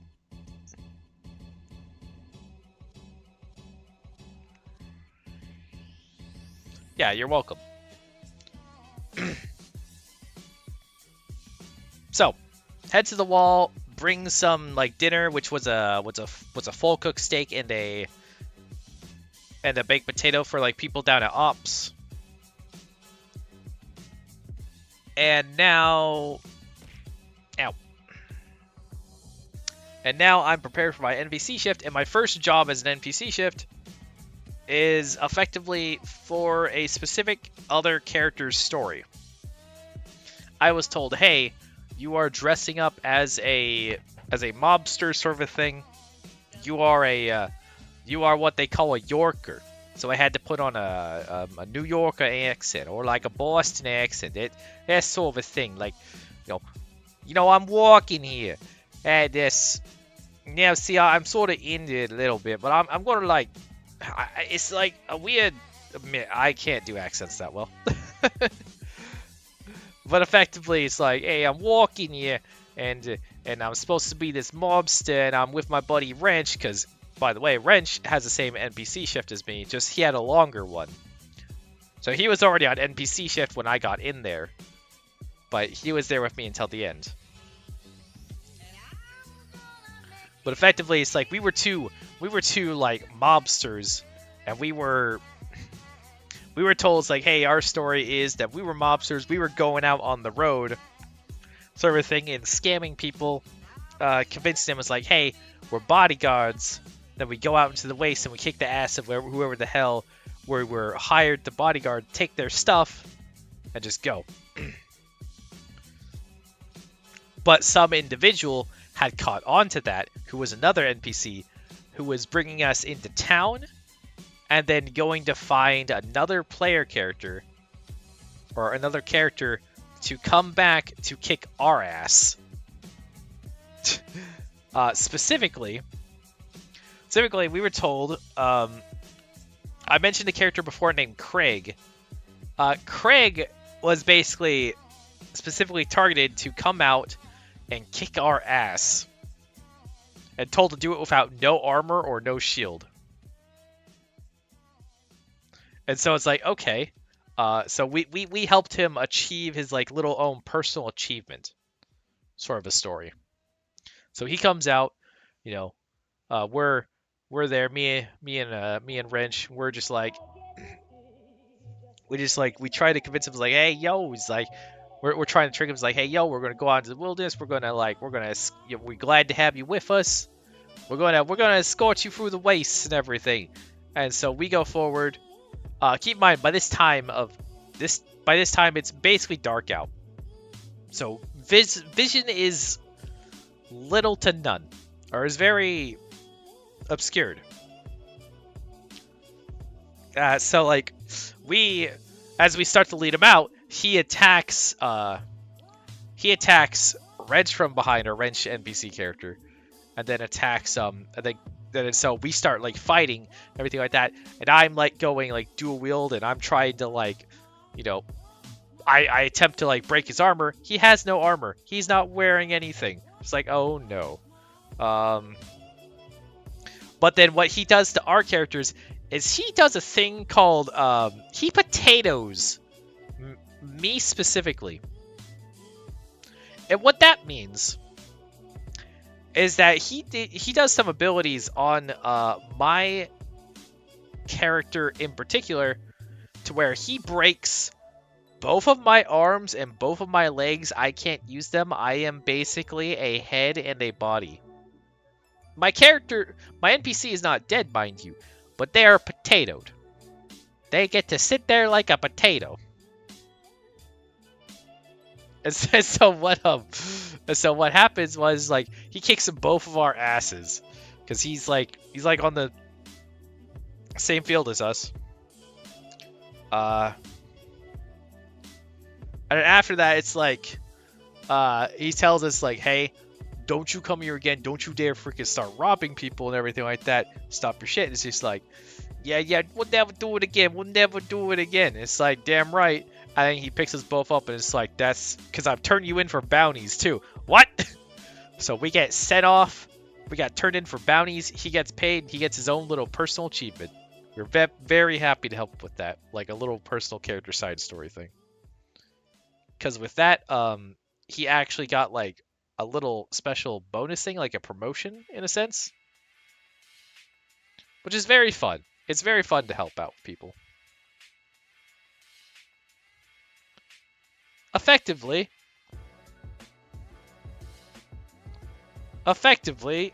Craig became a badass. Or Crag. It's Crag. It's not Craig, it's Crag. Oh, hello?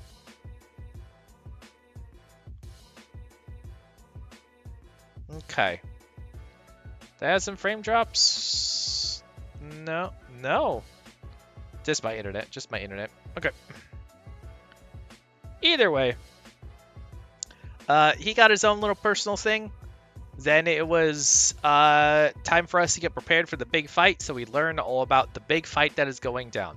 Since the players want to go out and destroy the bog, we have to convince them to go out to the bog at night. So it's up to me and one other NPC to play as vines. I get to play as a vine this time. I get to be the one who impales, who infects people. And so I get to play a vine. However, it was really hot, and you know what the vines have to wear? Oh, thank you. I will drink.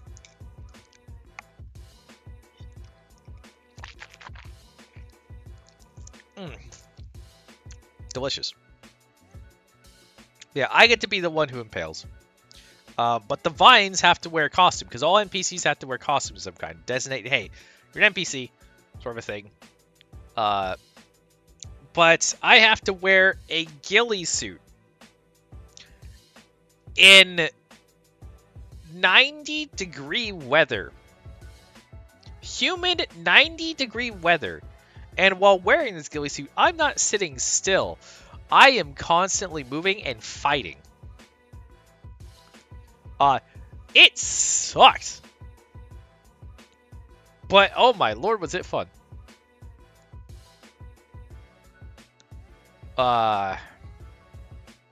You were working? I was working so much. But effectively, like, we basically got to play as these vines. Me and one other people. The other people got to play as what are called bog mummies. Basically, like undead that live in the bog. You know, they pop out of the ground and they just kind of grab you and they just start beating you up and eating you. They're bog zombies.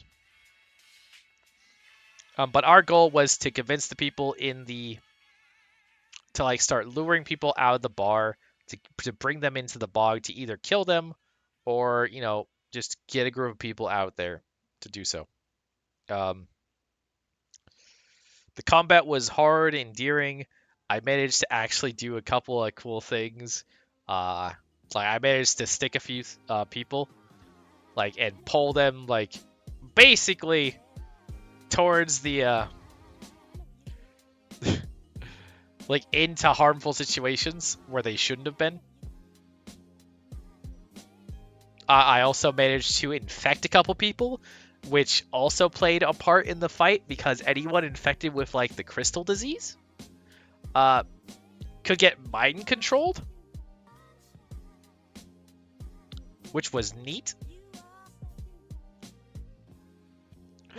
So, oh my lord. But eventually what happened is the town themselves, what was effectively controlling this thing was called a giant corpse flower. Was a giant flower that needed to be brought up from its roots and set on fire constantly. It needed to burn. And so they did that. They brought it up and they burned it. It was a long fight, but it was fun. So after that, we got sent back to ops, and we were told, hey, we still need some NPCs, even though that was the final fight, because there's some things still going down. Specifically, what are called like two like kind of Gravemind events. Now, I mentioned the word Gravemind before, and I didn't mention exactly what a Gravemind was. So a Gravemind effectively is... Effectively think of a Gravemind as a giant fungus, alright? Now, in the world of Dystopia Rising, Gravemind are all stretched throughout the underground of the entire world. Not a mushroom, no, more like, not mushroom-like. I would say more like there's a type of fungus which like kind of spreads out all over the place. Like they're kind of like little trails. Mushroom. Oh, thank you for. I don't know what you said, but thank you. Effectively, like I don't know how to explain it, but they're basically like they spread out kind of like blood vessels, that sort of a thing. That sort of fungus.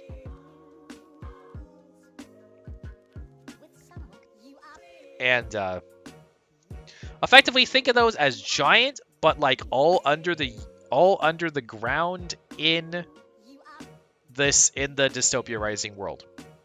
Effectively, this super fungus has is basically the reason for the entire world going to shit. It's the reason why the dead started coming back. It's the reason why people have like these weird psionic abilities. It's the reason why people like live longer or have mutations. This fungus. And large conglomerations of it can become like this thing called a grave mind. Now, grave minds are weird creatures, weird sort of entities. Effectively, in a grave mine area, yeah, you can get pulled underground by a grave mine and then come back out. You can get basically, they're the reasons why you live multiple lives. These sound like fun guys. I mean, kinda. But effectively, during some time during the whole event, several characters had died of some sort, including. Oh, that's so weird looking. I just saw the pigeon appear up behind Hubert. Oh, that's so weird. Okay, so we were basically told that some grave mine scenes were happening. So effectively, some player characters were going to go underground into the mausoleum.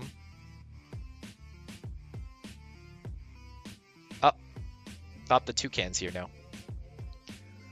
Make sure that toucan doesn't get fully out of the box, okay, chat? That toucan is evil.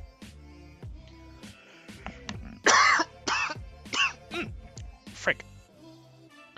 So, the player characters were tasked with going into the catacombs to effectively pull some individuals out of the grave mind, because they got sucked into the grave mind. And so that's what they're tasked to do. So being on the NPC shift, our goal was a little weird. See, they can't really defeat a grave mind. Players can't really defeat a grave mind unless you're like utterly powerful. And then you'll still have even a hard time.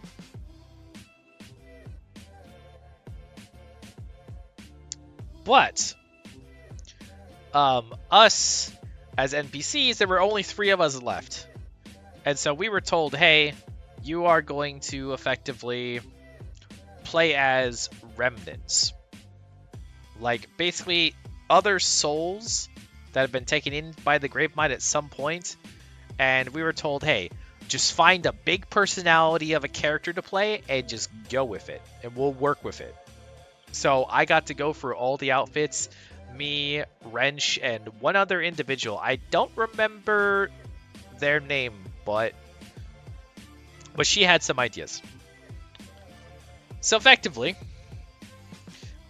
Wrench picked out basically oh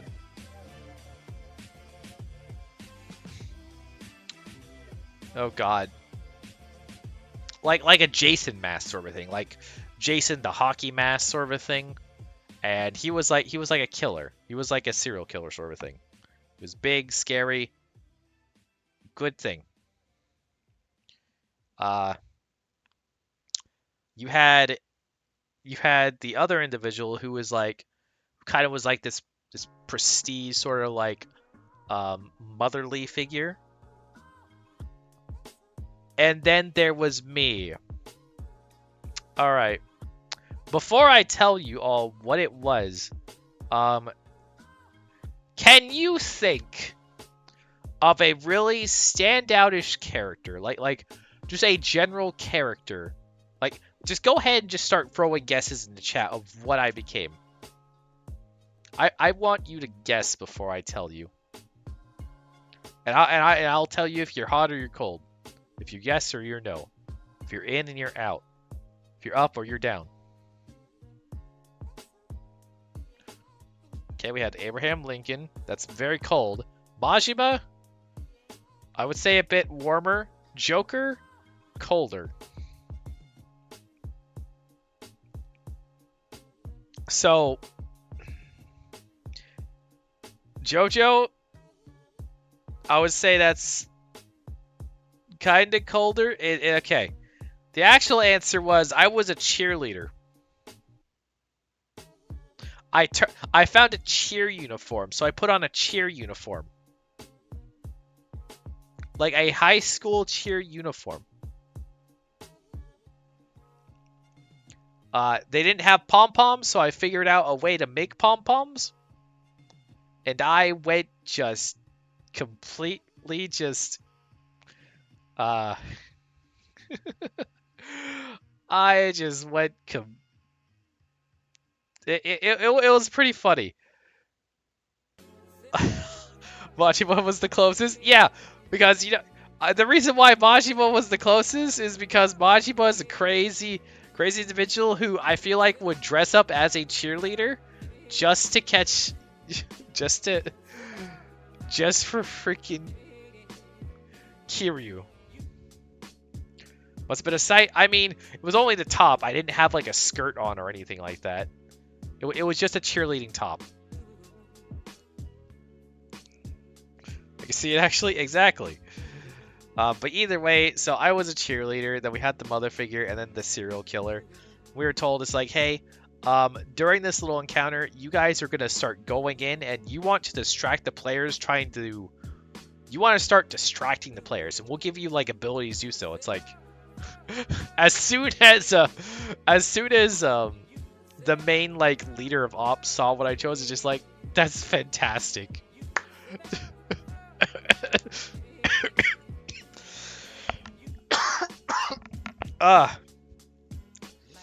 So effectively, I was given the ability to, during the first little grave mine thing, I was given the ability to cheer on the players or the grave mine itself. So I could like give people little boosts and everything like that. And I would go out there and just kind of cheer them on. It's like, yeah, you can do it. Go kick its ass. You were built for this. You know, that sort of thing.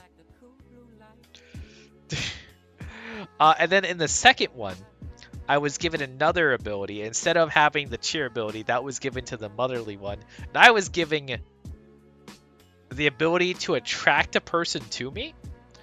And then I can just tell them off. I can just tell them how much of a failure they were. I was basically... Have any of you seen the musical or the movie Heather? Because if you've seen the musical or the movie Heathers, kind of that personality, like the bitchy mean girl personality. That's how I had to act in the second half. It was fantastic. Keep in mind, both of those grave mine like little ventures succeeded, which was good for the player's part, but I just had fun playing my part. And with that ended my NPC shift. That allowed me to just go and sleep for the night and get up in the morning for the final half of the event. Now the final half of the event was very much cooldown period. Wasn't really a lot of events happening because, well, there wasn't supposed to. The town had successfully cleared the main problem of the bog. So we were kind of conversing, winding down, you know, getting what little last minute things we need to get rid of as characters. Like, say, I needed to use some of my materials that were going to expire, so I did. Trade around for a bit, earn some cash. You know, said our goodbyes as individuals and everything like that. And eventually, the final bell rang. And ending game, we could drop our characters. We were allowed to pack up our stuff and go to afters, which was fantastic pizza party. I would say it was a wonderful experience, but my god, was it way too hot. Oh my lord, it was way too hot. I would say that my favorite sort of thing was hanging out with like Echo and Doc Corey during the whole thing, because they're just wonderful like individuals and people. Like, it feels like because this was only my second like LARP session, especially with this particular format of like, you know, Dystopia Rising. I think it's wonderful. I think while the community here is small, the one I go to, it's still caring and welcoming, and I'm glad I'm going to be able to go again their next live game. To keep in mind, it's not going to be for a couple months, so because one thing rings true during the whole thing about these LARP events: make sure you are comfortable. They remember that you are people in the end, and they will not do anything out of your comfort zone, especially if you have like health problems or anything like that. They'll make sure you're well hydrated. They'll make sure you're fed. They'll make sure you got what you need.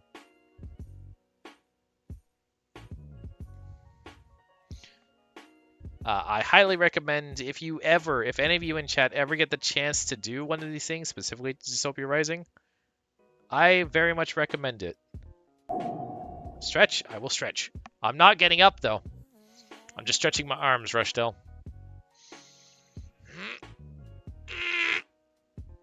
I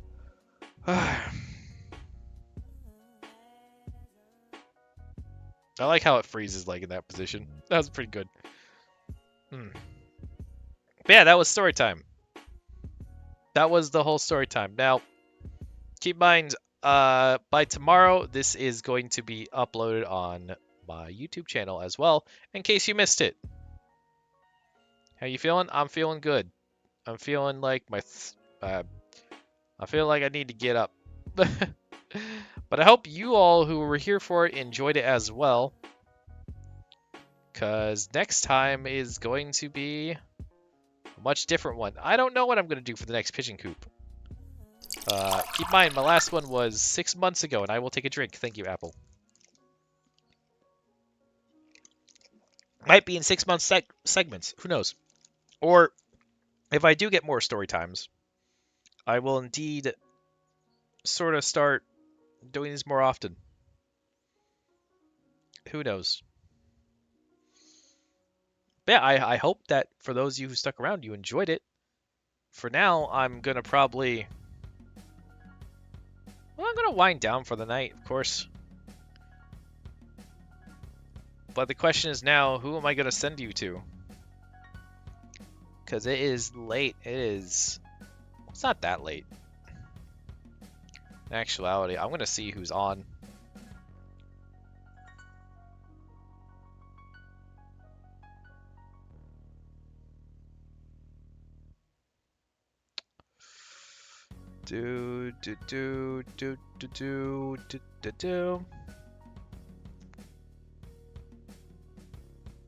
Okay. I'm looking at all my options. Oh my lord, there's so many people on right now. Holy crud, it was really fun. I'm glad you enjoyed it, Ozzy. Alright, so I'm gonna start listing off some potentials I can send you to, because I have a lot of individuals who are streaming right now. Specifically, I want to give you some 3 options.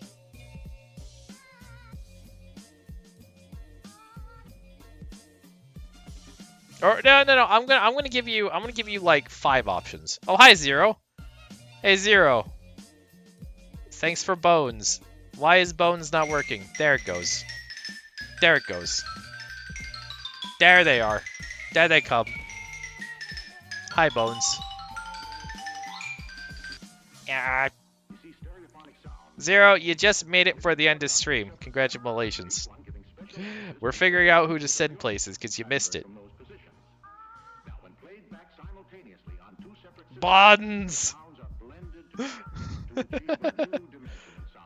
How does that work? Hey, listen, Zero. I am going to actually have this on my YouTube. So don't worry, you won't miss it. You can very much listen to it then. Or if you catch the VOD of it, you can also listen to it there. Okay. So as of right now,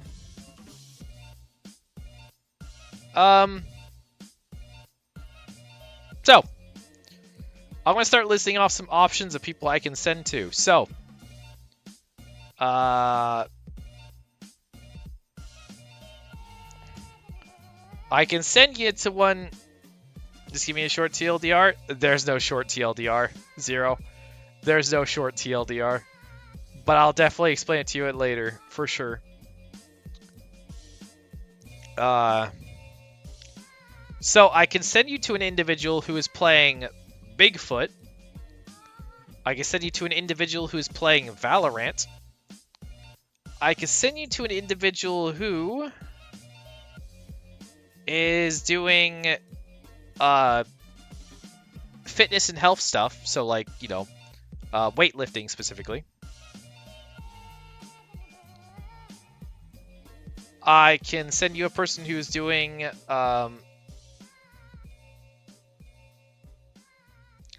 game called Patho Getting Depresso? I don't know what that is. Or I can send this to a brand new individual who I don't know at all. To a random individual.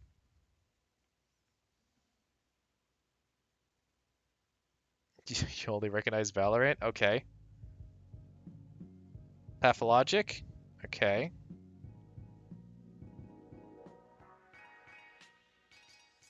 So I got two little votes there.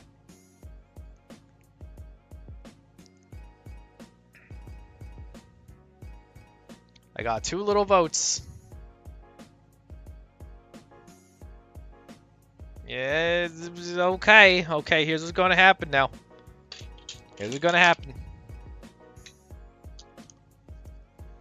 So, Shrug? I don't know Shrug. I don't know what Shrug is.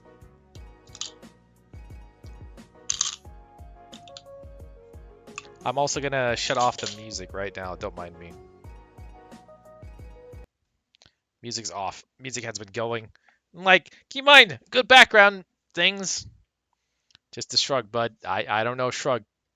All right, so here's how it's going to work. Odds are going to be the Valorant. Evens are going to be Pathologic. Got it? Got it.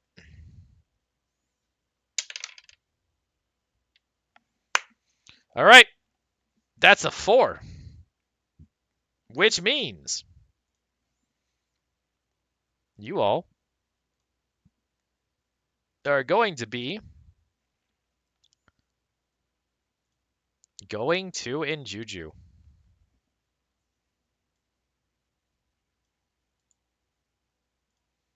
So yeah, we're gonna send you off to Injuju. Give them hearts and thanks and everything like that, and yeah, I will see you all. I don't know. I think Thursday. Thursday sounds right. Yeah. So for now, I hope you had a good day.